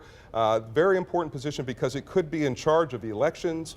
A lot of folks came at her. She ran a very strong campaign. A huge loss that I don't think people have registered yet, which is potentially, it's not set in stone, but potentially Judge Rogelio Lopez in Precinct 4. It's not just because I represent Precinct 4, but the big thing that they tackle, first of all, they go through 50 or 60,000 cases, which is more than most judges do, and they're dealing with evictions at the time of the pandemic. So you have Judge Yolanda Uresti, who could be in the runoff, who was sanctioned by the state and sent back to judicial school, and a former clerk of the judge who's not a lawyer in a big county. How those evictions are handled is going to be a real question. We have a big homelessness issue. We'll have to watch how they actually work to help people. A down ballot race that to pay really attention matters. to. Yeah, that really matters. I want to open it up to the panel, Molly. Yeah, I appreciate it. Hi. Like, hi, friend. How are you? It's been too long. Pandemic. It's the pandemic. You know, we haven't. You want me to give you guys a second? No, it's okay. Going on. Sorry. Your periphery friend, like the people that you see out and about, you like don't see them anymore. No. All right. How's everything? Your life's all right? But the election's more important. That's not my question. I have more. Hey, I do want to talk about the mail-in ballot. Yeah. That is not it's not a joke, right? Yeah. It was a relatively low turnout. And we know that it's going to get bigger by November. And how does the county step in when state law makes it difficult at a local level? How does the county then step in to make sure that the county, the institution itself, is holding the burden of. Well, let me point out a couple things on mail ballot that we didn't talk about, just aside from the difficulty of many people putting their voter registration and their driver's license number, was potentially a Republican tactic that they may try to replicate in the November election. You look at Congressman Tony Gonzalez sending a mailer to the wrong entity as a return. So he had sent to Democratic primary voters, and in his campaign, he has the best consultants in the country because he's in a swing district. They sent to the wrong address. I think it happened with a number of other Republican candidates in Texas. So it was sent to Lucy Adami Clark, the county clerk, instead of the elections department where it should have gone. We have to really watch whether Republicans send ballots that are false. So here's what I think is going to happen. I think the president may, even by executive order, if he cannot get the Congress to pass the Freedom to Vote Act and the John Lewis Act. Remember, the Emancipation Proclamation was enforced by executive order. Many other things have been enforced by executive order. He may have to enforce voting rights. I anticipate the Justice Department will be in places like Bexar County and across Texas and other states that have had histories of discrimination in voting, helping to monitor harassment, mail ballots, and trying to use federal authority to make sure the vote is fair. So I think that's going to be a part of the mix that happens as well. Okay. DeMonte. Commissioner. Good to see you, DeMonte. Been a while. Been a while too, buddy. So obviously I think now you're the most senior person on the county commissioner's court, right? Yeah. So the question I have is, outside, we're coming out of the pandemic, hopefully coming out of the pandemic, and there were some big initiatives the city and the county were pushing in terms of transportation, digital divide. So with your leadership ability, and if I was Judge Sakai's team, I would have you on speed dial, the way he talked about his campaign. Right? But what, I think he probably is. But I've been keeping it quiet. Yeah. So, how are you leading the Commissioner's Court, or in partnership with the Commissioner's Court, to, now that we're kind of seeing the light at the end of the tunnel with the pandemic, how are we pushing to some of those bigger issues like transportation and digital divide? Well, it is a crazy thing, and giving deference to Commissioner Wolfe, who served so many years, it is a crazy thing to be the dean of the court coming in. But the very first thing you try to do is try to understand what the priorities of the commissioners coming in are, and try to help them, quite frankly, to get those things done. And they represent very different precincts. When, for example, Commissioner DeBerry came in, she wanted a tax cut. I felt I could go with that. I helped push that through. Commissioner Clay Forrest was big on mental health. We did a $4 million mobile mental health unit for schools, things like that. But I also think we have to, bear in mind some of the long-term issues are not going to go away, and they've been exacerbated. By the pandemic. So, you try to get your colleagues up to date on as much data as possible without, the position is really a huge position with comes at you like a fire hose. And, for me, it took me 5 years to really understand the position. And normally on a job, it'd take me about 9 months to a year. It's a big job, much bigger job than most people realize. So just really trying to help them, but then dealing with, number one, our chronic undereducation. A sleeper issue that Bexar County hasn't addressed, but it's got to, climate change. It's something that's going to motivate younger people to vote, but climate change is going to deal with weather issues. 3, housing. We spent $181 million on rental assistance. That is astronomical. And what it's saying is that the population cannot afford the $1,100 average rent for an 800 square foot apartment. We have a huge issue with wages and rent, and we're going to have to invest in housing. The city is doing a $150 million housing bond. I started that with Mayor Taylor. We sat in her office with Leela Powell and City Manager Scully, and we laid out the city bond. Mayor Nierenberg is enhancing it, but the county has to do more because folks are going to wind up in the jail. The mental health, the big Achilles heel, we have a lot of treatment. I think it's going to take us a couple years to help young people out of this. But the big Achilles heel for us is really in permanent supportive housing for the severely mentally ill who are between 18 and 50 years old. We do not have enough for them. We've got to deal with that. We're dealing with 50 plus, but we have not dealt with that and the foster care system boils into that, because half of the young people in who've been through the foster care system are the homeless on our streets.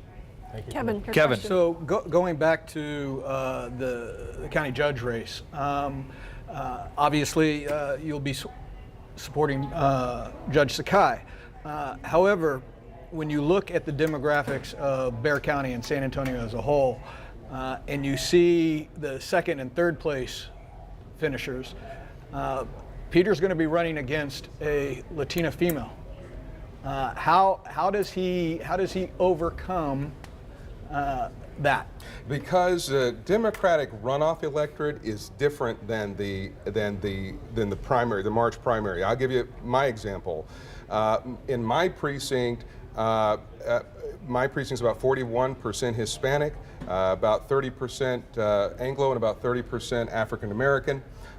In the runoff, I ended up beating my opponent 2-1. I won by 64% because the electorate changed. Just like Mayor Hardberger defeated Mayor Castro in that 2005 election, the electorate becomes different, less Latino in a Democratic city, Democratic county, and so I think that may end up helping Sakai. But he's got a huge Latino following. I venture to guess that he probably won it somewhere between 20 and 30% of the Latino vote. I think that can build. I think all of the candidates have room to grow. I don't think anybody really broke out in any significant way. It was pretty even. And I think he probably is sitting on a lot more cash than the others. So I think he'll be fine. He's just got to make sure that his media is stronger in this next run. So Molly mentioned, she pointed out something that I think Evilise had 19, and I think Ina had 30. And so you. And I don't know what percentage. I'm sorry. One would say that if it was a heads-up race, that those votes that Evilise has would go to Ina, and it would be a close, tighter race. They don't necessarily turn out in a runoff. That's what I'm saying. Did you think about running for Bexar County Judge? About 1 second and said no. Okay, all right. Tommy Calvert, always appreciate your time, man. Thank you. Yeah, Thank you so much. Yeah. I know that we want to get to some of the other races. Let's take a look at some numbers that we have. Race real quick. The Cuellar race. All right, well, I can go to that. Let's see if these numbers have changed at all. Not really, not much change since we last checked on this. But again, that's only 2% reporting. We have not looked at 122 at all tonight. Yeah, this is an interesting Lyle race to me. Larson's seat. And this is so everybody can see. Again, here. this is just the early vote, but you've got Alyssa Chan, former city councilwoman with 39% of the vote, Mark DeRazio with 26%, Adam Blanchard with 22%, and Mark Daniel Cuthbert with 12%. This is still pretty close. I'm a little surprised that Blanchard isn't in second place right now. This is to take over. This is to take over the seat that is currently held by Lyle Larson. You surprised by that, Kevin? Yeah, I am a little surprised. It also tells me that the far right is voting heavily because Mark is about as far right as you can go. Yeah. It'll be interesting to see. This is early vote, and I would expect further right on the early vote. We'll see what happens today. That difference can be made up. What are we looking at, 500 votes? Right. But yeah, I predicted early on that it would be Elisa and Adam in a runoff. Elisa's numbers are actually a little higher than I expected. I expected her somewhere between 30 and 35%. So. Are you thinking you're seeing more far-right emphasis in this vote because of the way that Lyle Larson got crossways with the GOP in the last couple of years? It could very well be. And see, that's, for the Adams of the world, who, is not as far right, neither is Mark for that matter, they keep their fingers crossed and hope that they can make it to the general. Because I tell you what, there's no way anybody was ever going to beat Lyle Larson. I mean, you had Governor Abbott dump a ton of money against it and couldn't beat him. He got primaried. And it didn't work. And it didn't work. Right. Okay. So that tells you what the district is really like, but it does. This reflects what early vote is like in that district, and I can tell you, Mark is as far right as you can go. We talked earlier. We talked about the name ID and how Lisa Chan has already served on council. Yes. But also, when seeing her communication, she's had to go further right than she possibly wanted to in some of the communication they're pushing out. is pushing her further to the right, which may have attributed to some of her numbers. So. Right, her advertisements were certainly playing up her conservative, credentials, and the same with Adam Blanchard for that aspect. And if I'm correct, Adam Blanchard is who Lyle Larson endorsed. Yes. Okay, and he's in third place right now. Yeah. Again, it's just early vote. Yeah. And I'm not exactly sure how this district works, but I know there were lines at Brook Hollow. Is that within this district? It's just outside of that district. Just outside the but district. Remember, they're voting stations now. You can you vote can do it anywhere. anywhere. You can vote anywhere. You can go anywhere. Right. Yeah. Yeah. Molly, any Yeah. thoughts for you on this race? No, I'm like I remember Lisa Chan on City Council, and as a gay woman, wasn't a fan. Yeah. That's Fair a thought. statement. That's a thought. That is a thought. All right, let's take a look at, let's see. I love it. I'm here for Have it. we done 35? Via All Grant. right, Via Grant, I'm going to get part of the stage Oh, this open is over statewide. here. Thoughts on this I know, I race? received Obviously, 60,000 emails from Greg. local name recognition. Former City Councilwoman Rebecca Villagran. Greg Casar, though, looks like going to walk away with this one. That what we all expected? Yeah. Yeah, pretty much. I mean, yes, particularly more recently is like you've started to see even statewide, right? AOC's jumping out. Elizabeth Warren's like people are coming out in droves for him. Was anybody surprised that Rebecca Villagran got into this race?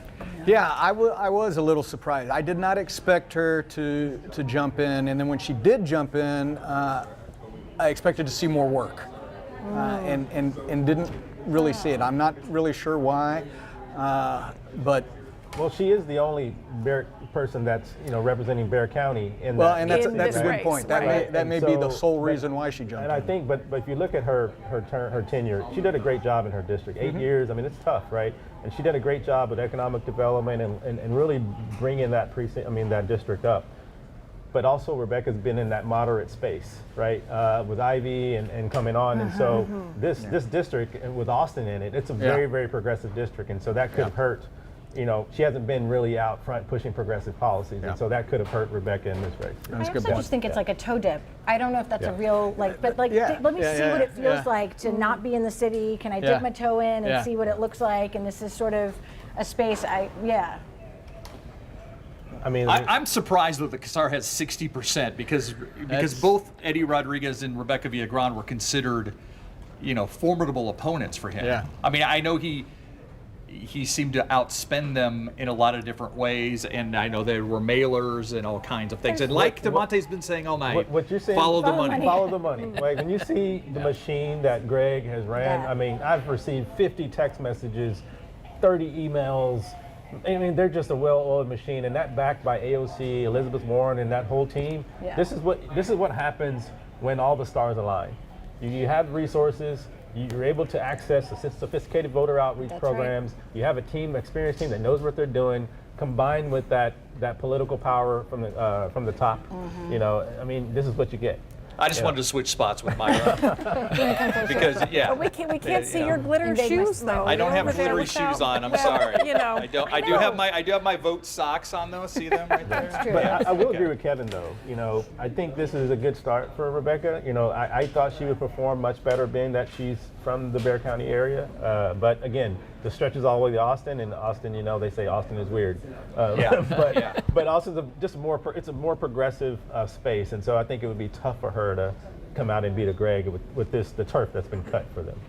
We can flip through some of these numbers just to take a look at what we see, but I'm curious from our panel if there is if there are numbers you see as we're scrolling through, holler at me, jump out and let me know. But are there any issues in particular that you think are driving people this go round? What's top of? I mean, are there any issues? We know there are issues, but what do you think is top of the list? I mean, Tommy mentioned, Commissioner Calvert mentioned a few of them, but I think voting rights is huge, right?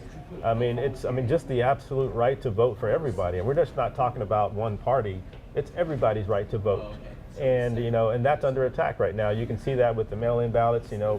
There's been tactics to Commissioner Calvert's point, that's trying to prevent people from getting to the polls and vote. And I know my colleague here may say something differently, but I think that's what's pushing people. I know that's what pushes me, along with some other issues. And there's some pocketbook issues people go vote for, but I think mainly the voting rights is huge right now. All right, now we look at the lieutenant governor's race. Dan Patrick, 78%. He avoids a runoff. The other question was whether Governor Greg Abbott would avoid a runoff. It looks as if he will. Tonight he had more than 60%, almost 70% of the vote now, against a guy that spent a lot of money in Don Huffines, but a lot of money for only 11% of the vote. We're talking about Republicans. I want to talk about the Republican candidate, it appears, tonight for district attorney. Mark Lahood joins us on Zoom right now from his watch party. There he is. Mark, can you hear me? Yes, can you hear me? I can. Mark, congratulations tonight on this race. Well, thank you. It's still a little early, but we're excited about what we're seeing. You know, we had a lot of excitement at the poll, a lot of excitement for the last couple of months, just talking to people and just feeling the energy. We all want to change here in the district attorney's office. Sorry for all the people here. We're at the party. I apologize. No, that's not something you need to apologize for. Yeah, that's a party. So for you going forward, I know you said you're still watching, it's still early, but what is next for you, as you move forward in this campaign? Well, the main focus of our message has been to unify. But, I've been saying it from day one. I'm running because I love Bexar County. I love my community. I love my family. And I think we all feel that need and that desire to feel safe, to feel secure, to want, answers when we're harmed. And we're not getting that with this current administration. And so just spreading that message countywide, let everyone know that at the base, Republican or Democrat, what we want is to feel safe and secure. And if we're violated, to know that our legal system is going to hold people accountable. So just keep spreading that. Is this race at all personal for you? It's another Lahood Joe Martinez matchup. Is this race at all personal for you, Mark? No, not at all.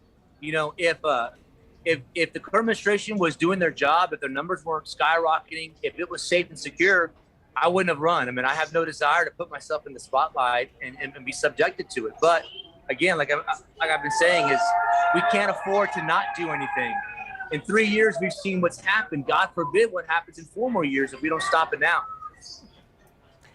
Joe Gonzalez, you two facing off. Curious conversations with your brother about this race, going into it in terms of how to prepare or how to move on from here. What's that communication been like? Well, he's my older brother, and I love him, and I've always looked up to him, both as a brother and, of course, as someone who's held the position before. He's got wisdom and experience practically as the job, and also as my brother, and in a lot of ways my mentor. So, if I have questions, he's definitely one of the first on my short list that I ask guidance of. I mean, I seek guidance. At the end of the day, though, the decisions I make are ultimately mine. All right, I can tell we're keeping you away from a boisterous crowd there because I hear some yelling every once in a while. So that's pretty cool. I think they're watching they're watching it right now. So when we're talking, I think they're getting excited. Oh, is that what's happening? Okay, well that's good. Then we're going to keep you on longer. But I want to try and ask some questions. I want to let our power panel here ask you some questions, and I want to start with Kevin Wolfe. Kevin, questions for Mark Lahood. So, hey, Mark, congratulations so far. Now it's on to the general. How do you plan to, because the county, when you look at it as a whole today, it's about a 60-40 split between Democrats and Republicans. How do you plan to appeal to some of those Democrats that might want to cross over and vote? So I've already started. The last couple of months, I've talked to hundreds of people that they say have never voted Republican, never voted conservative in their life. And my messaging is simple. I focus on the core values that makes Bexar County what it is. I mean, I've always bragged, this is the greatest place in this country. We're the biggest little town. We're military city USA. We value our faith. We value our heritage, our culture. At the end of the day, we love our families. We love law and order. Those are values that are cross political lines. That's just what everyone values. They liked it there at his viewing party. You have a question for Mark Lahood, DeMonte? Sure. Yes, Mark. Thanks for being here. I think we had District Attorney Joe Gonzalez on, and he laid out some things that he's been working on and continues to work on. My question is, what would he do differently? What would you do differently than Joe Gonzalez has been doing the past few years? So immediately, my plan is twofold. One is ideology change, and then two is an execution change. So the three ideologies I would change would immediately, you have to support law enforcement. I mean, it's insane that the elected DA is criticizing and supporting defunding police. Law enforcement and the DA's office are two sides of the same coin. They work up the cases that the DA's office then prosecutes on. The second is prosecuting all the laws. When a DA unilaterally decides not to prosecute something, they're overstepping their authority. They're acting as the legislatures. If we want a law change, then we go to our legislature and we change it. And the last is we have to empower our prosecutors. I can't tell you the number of times I've heard them say, oh, I can't do X, Y, and Z because I'm afraid I'm gonna get fired, or I have to pass the chain. But these are the men and women that work these cases up. They know them the best. They try them, but then we tie their hands because we're afraid that we're gonna look bad. So ideologically, that's the first thing I would change. The execution part is it's mismanaged.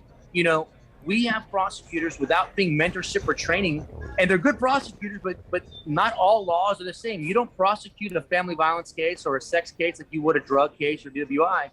And they've been moved around without the guidance and instruction. So we're seeing that chaos with dismissals, with weak pleas. You know, I was set for trial a couple months ago, and there was 10 or 11 cases, and every single one, all of them, the state filed not ready. That's just inexcusable. All right, Molly? Mine's like such a simple question because those were good questions. Is the Lahood DNA feels strong? Is the whole family looks the same? Is that you all look similar? That's it. That's my question. That's all I got. You're making me blush. How do you answer that? I mean, you know, God bless my parents. Yeah, exactly. I want to see what your parents look like. I know. Hey, pull that up. Somebody pull up. Yeah, can you have on your phone? You have a picture of your parents because I want to see what they look like. I mean, were they like cinema stars? They're better looking. Okay, They're better looking. right. They're nicer. They're smarter. You're like my wife. She's better looking. She's smarter than I am. You are a smart son. You are a smart son. Absolutely. Mark Lahood, I know you've got a party you got to get back to. If these numbers hold, congratulations tonight, and we look forward to talking to you many times between now and November. Thank you so much. Y'all have a great night. Thank you all. All right, you as well. Okay, Thank we want to you. get now to, we've got, it really was a party. There was a cheer for every answer. We want to go now to somebody else who is waiting in our Zoom room, who is always a party, by the way. Yeah. John Taylor, he is the chair of the Political Science and Geography, I believe. Yes, at UTSA. At UTSA, we have had him on several times on our KSAT Q&A to break down what to watch up until this night, what to watch for. And now we want to know, John, there you are. Welcome. Thanks for being here. We've talked about the races to watch tonight for months. So your biggest eye-opener, that's what I'm curious about. We can't hear you, John. Uh-oh. Okay, we're not done. The pandemic phrase, you're on mute. There you go. God almighty. I tell my students that all the time, and here I'm doing it.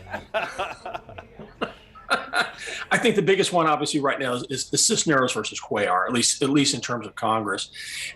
It is interesting to note the Republican Attorney General's race that Paxton is definitely facing a runoff. What's to me fascinating is the back and forth right now between Guzman and Bush.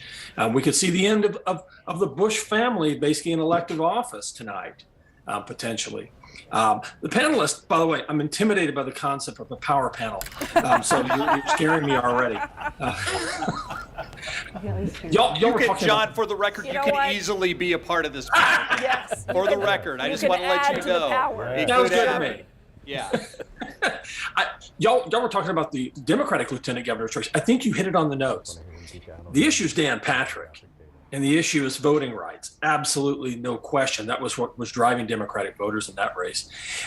35, CD 35, the thought was conventional wisdom was that Greg Casar was going to win it. He's winning it going away at this point. I can also say it's nice to finally go to the Bexar County website and start to see election day numbers start to trickle in finally about 14 or so voting centers are now in at this point. Yes, voting turnout, at least early voting turnout, was abysmal. Let's be blunt, it was, and we can talk about why it was. That's much more of a political discussion, obviously. We'll see with the election day numbers. There is one other race I got to note, just because it's just kind of deliciously fun, and that is the fact that right now, Christian is likely at the moment facing a runoff against Ms. Stogner, and of Yes. power of pump jack fame. Railroad commissioner, right? That's Is for that what you're railroad talking about? Yeah, she Yes. she posed topless on top of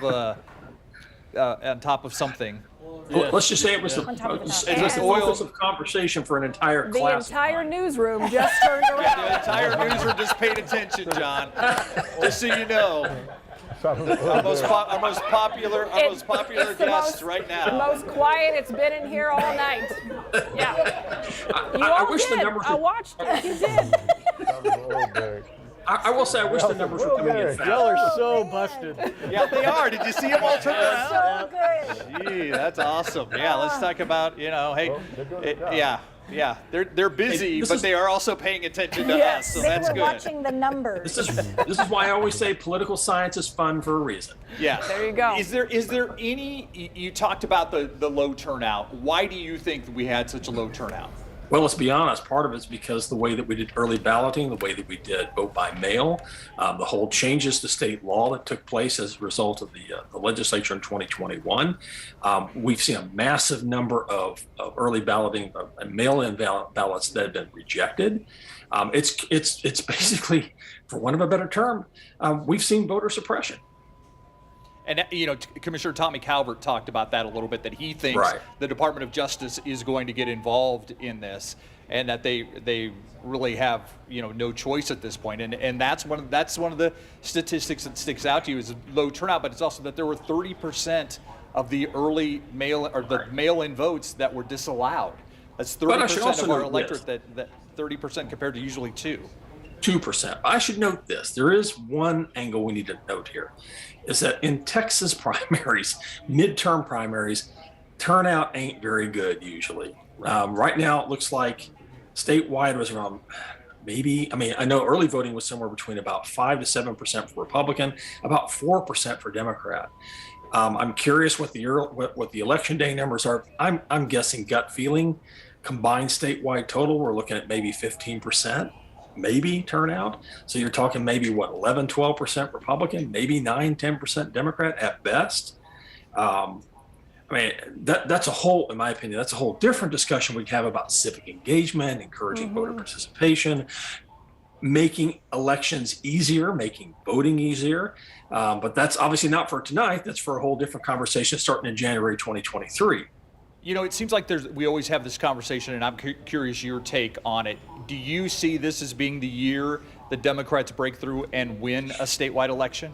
If there is a breakthrough, I think it's the two breakthroughs. There's a debate, I would argue, at least among political scientists.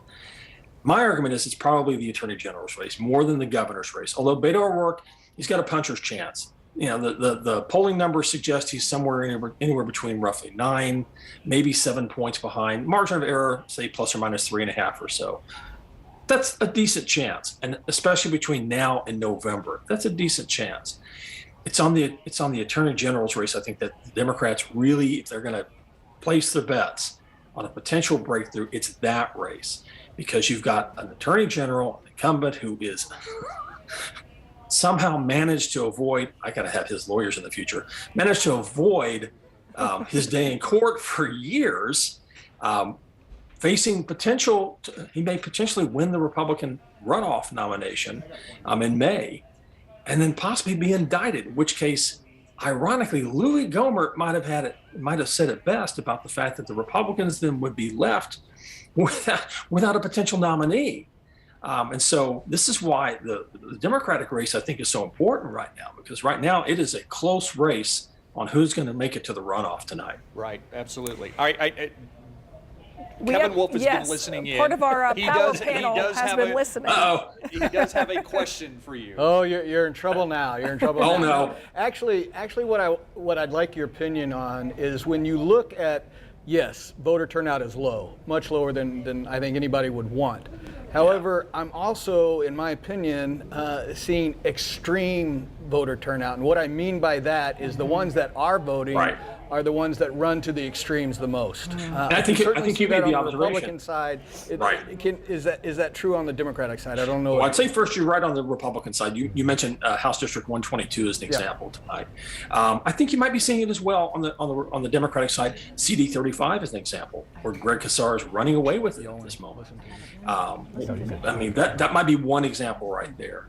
But there's always been the argument made that in primaries, it's usually the more committed, more, literally, true followers of either party who turn out for these things, which means you tend to push the Republicans to the right, the Democrats to the left a bit. So then you have to move back to the middle as you get to the general election. I actually personally see this as a fallacy in our system that's getting worse and worse, because scary but true. You end up driving out what I'll call rational candidates. I agree. I mean, they just don't want to go through that level of fight. You can also make the argument, since we're making the argument here, and I forgot I'm holding a microphone. It's just what I do for a living, right? And so you can also make the argument that redistricting backs that up as well, because if you redistrict, that's just safe Republican. Again, you don't have to do anything but to the extremes. So it's again, I believe personally, a flaw in our system that is only exacerbated by the type of gerrymandering that takes place. Which is ironic, because the Supreme Court almost 40 years ago said you can't do gerrymandering for political purposes, yet here we are. Yes. Yeah. Well. Molly, you said you had a question for John. I do. I have just a quick question. I am a graduate of the UTSA Poli-Sci geography. Got my master's in political science from UTSA. Excellent. Birds up. That's right. When you're in a graduate program, it's more like, come on, hooray, birds I hope up. I make it through. Okay. There's no birds. Come on. My question is we're talking about voter turnout because you're a smart person. I don't know about that. We keep saying low voter turnout.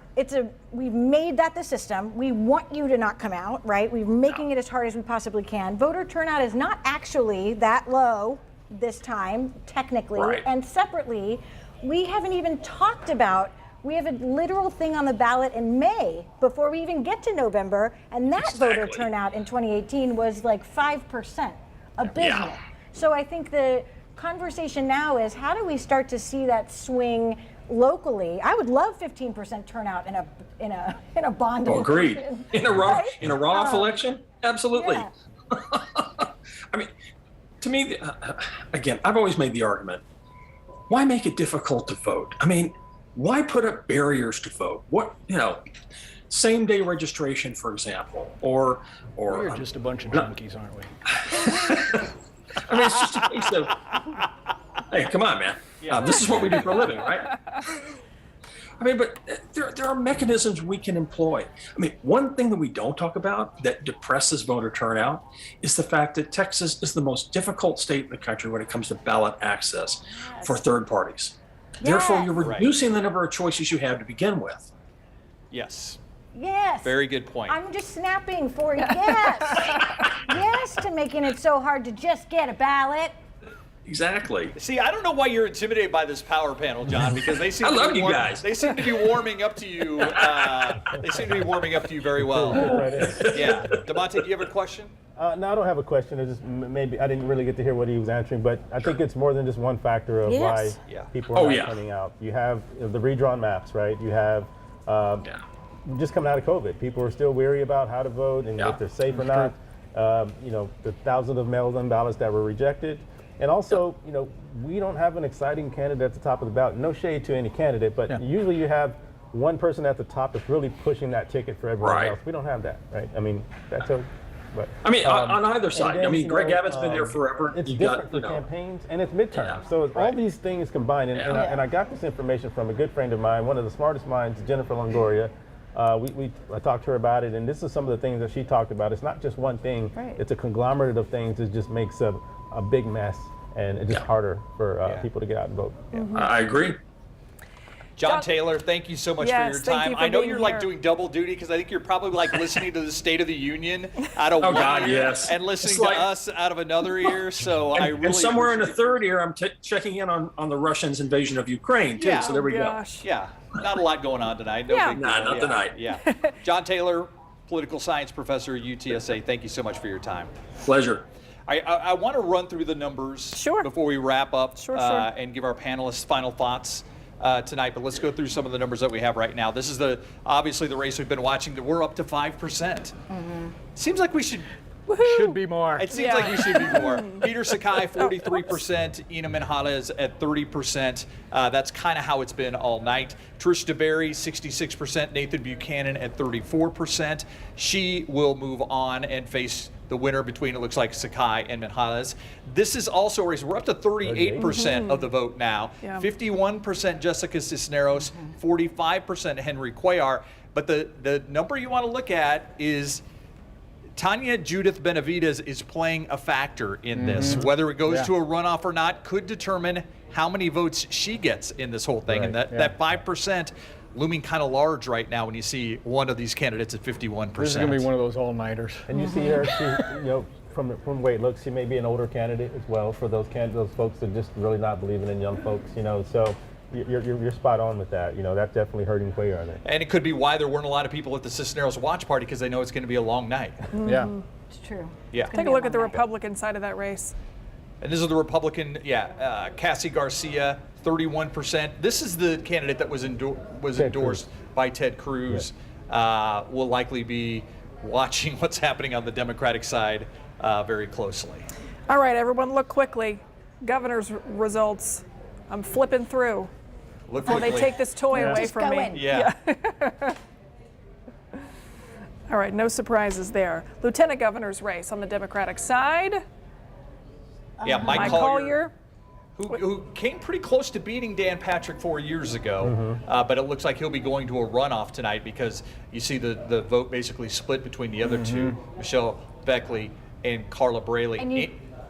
Do you think that Collier comes out of this eventually? So again, I think it's the same conversation that we're having at the Bexar County Judge level, right? Peter Sakai against two Latinas. The two of them together have more votes than Peter Sakai does. Same here, right? Mike Collier's against two women running for a statewide office. Both of them are together, combined, have more numbers than he does. So I think that the conversation really is, hey, it looks like our electorate is saying, we want somebody to look, we want a woman, we want women of color, we want people of color, we want younger people on our ballots. That's who we want. Republican side of the race. Once again, no surprise here. Dan Patrick running away with this one. Let's take a look at the Attorney General's race on the Democratic side. This is an interesting race here between Mercedes Garza and Joe Jaworski. Lee Merritt also right in there. I mean, is there somebody that the Democratic Party has been behind in this? I just haven't been watching this I'm race like, close no. enough. Yeah. I would say that this is another one that's like, again, a woman of color jumping at the top of the sort of space. I know we've had a lot of conversations around Lee Merritt. I know Joe Jaworski has been the guy that's like, he's got all the sort of money and ads and stuff behind him. So I think this is another one where it's going to be a really interesting runoff, and what it comes to. And again, if we start looking at split tickets, right, we've got a 41% to 22 and 19.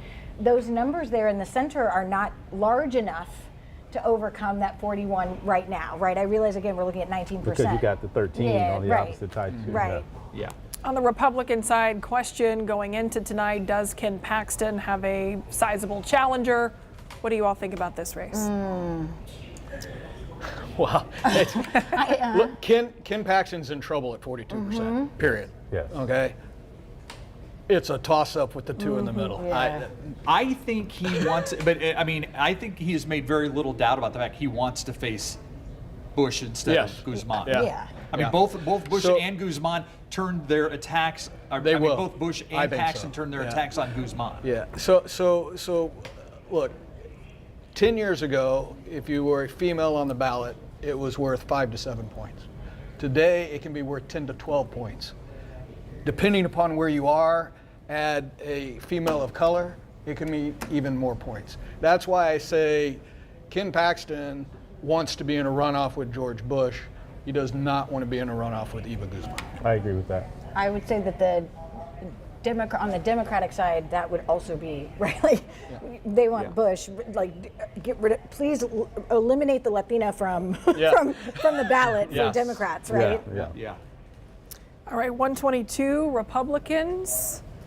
Oh, Lisa Chan's numbers have come down. Well, I guess it's probably about. These were probably about the It's same. still early voting. Yeah. I looked at 121. It's something we need to really pay attention to. Yeah, this is an important race, but this and this was, like I said, Allison. This is not who's represented that district for. Yeah. It's not Lyle Larson. It's not. Yeah. The only other race we have here, 35. We discussed this one earlier. Okay. This was what everyone expected for the evening. All right, so obviously I think I say this almost every election at about this time, that it seems ridiculous to me that we have 5% of the vote counted in Bexar County right now, when we talked about how low the turnout is, but that's where we are. So obviously it's going to be a late night for those of us who are watching the returns. And we're going to wrap up our live stream here, but before we do, I want to go to each of the panelists with kind of their thoughts on the night, on a particular race or turnout or what they've heard tonight. Molly, you get to go first. Yeah, I think I'm going to continue watching the Democratic primary for county judge. That'll be one to pay attention to see if today's vote knocks it, and to see where we are. It looks like it's going to a runoff. And we'll see, because that was a pretty decent turnout for today. I am going to consistently say that what we're seeing I agree fully with Kevin on, I think primaries we're seeing a lot more extremism, right, on both sides. And I also think what we're seeing, particularly in a primary, is, oh man, like people are hungry for women and women of color to please run for office. So I'm like, and yes, please do. We will help. Well, I will help. Damonte. Yeah, Damonte. So, I mean, the surprise for me was Judge Sakai. I didn't give him enough credit going into this race in terms of who he was up against until I followed the money. I followed the money. It said, okay, and I text Diego, we were texting back. I said, I don't know, man. I'm seeing this war chest. He may have a shot, and that's what came out today. But what I want to finish off with is, God bless Jackie Callan and her team. Oh man! Right? I mean, with all the changes, they had to pivot on the fly, and just her and her staff has just been incredible. And just thank you to Jackie Callan and the Bexar County Election Department for getting us through another election, contentious election. And that woman is like just Nothing unflappable. That would end with that. And for those of us who've been here for a long time, we know that has not always been the case That's with Bexar County right. elections administrators. Right. So, by the way, I'm going to get you a T-shirt that says "Follow the Money." Follow the money. Just so Well, you got Mr. Moneybags from the rap song, right? Yeah, Future and I. Yeah. Put money in bag. Money. Put money in bag. Oh, wow, they woke up over here again. Wow. Hey, we may be able to go on the road. You're follow the money, I put money in bag. All right, it's a deal. Hey, Colton, make it happen. Yeah. Meanwhile, Kevin has no idea what we're talking about. You lost me on the money in the bag side, right? It's like rapper. Money in bag. Yeah. Talk about your thoughts. So I'm gonna actually throw this one to Damonte a little bit. He says, follow the money. Follow the specific money. When you look at who and how much are giving to individual races, you will see some very, very interesting things in there, whether it's in Peter's race, whether it's in Trish's race, etc. Look for those outliers, and you've got them in those races. So it'll be interesting to see. The last part is really, for me, what we talked about with the last guest, and that's, I'm afraid. I'm afraid for our system as a whole. Whether it's the gerrymandering piece, whether it's the vote suppression piece, whether it's the extremes controlling the message, and what happens is, okay, you can play to all that and you can get yourself through the primary, but who are you going to have run that is going to stick to their principles. You know, they're not going to run, all right, because they can't make it through that primary process and be the people that they really are. Right. You see that just by the advertisements. So. Always love having you guys here every you. single election. Did we call it? Did you get to say your Wayne's World? Oh, we talked about that on the air. I know, but this here is on kind the of my live stream. this is kind of my Wayne's World. We started many years ago. I You know, want him to say in it the here, conference so I don't room. hear it late. You know what? In I the get it. conference room, you know, down the hall, in a conference room that isn't even standing anymore because we Nope, tore it doesn't down when we even built the new exist. building. That's where we started this election night live stream. That's right. I just want us always to go to Zoom with us going diddly-doo, diddly-doo, diddly-doo, Yes. and then it would just go to I Zoom. just want to know why we didn't have the railroad commissioner race up, because I voted for her. I'm just saying. Yeah, I know. And obviously it was. And 121. Yeah, one Yeah. to talk about here But in the Myra, newsroom. it's always a pleasure to be here with you guys. Yes. I mean, you guys are such professional and pros at this, and you make it easy. And Except when I accidentally call you. she like told Steve butt that dialed story. me like 3 times. I'm like, If I'm I not say your mom. I'm if not I your say mom. call mom, my phone calls DeMonte. Mom, DeMonte. It's happened Yeah. many I'm times. just So my glad- apologies. No problem. I'm just glad we got Molly out of the house. Y'all, Molly. I'll call it KSAT COVID if it happens. I said it right here online. Well, he's still wearing his mask. Yeah, Molly Cox, That's right. DeMonte Alexander, Kevin Wolfe, thank you guys so much. You truly Yes. are a power panel. Want to Thank thank you, our thank you. viewers that joined us as well. That's going to wrap it up for this breakdown edition of Vote 2022. We'll see you on the Night Beat. See you there.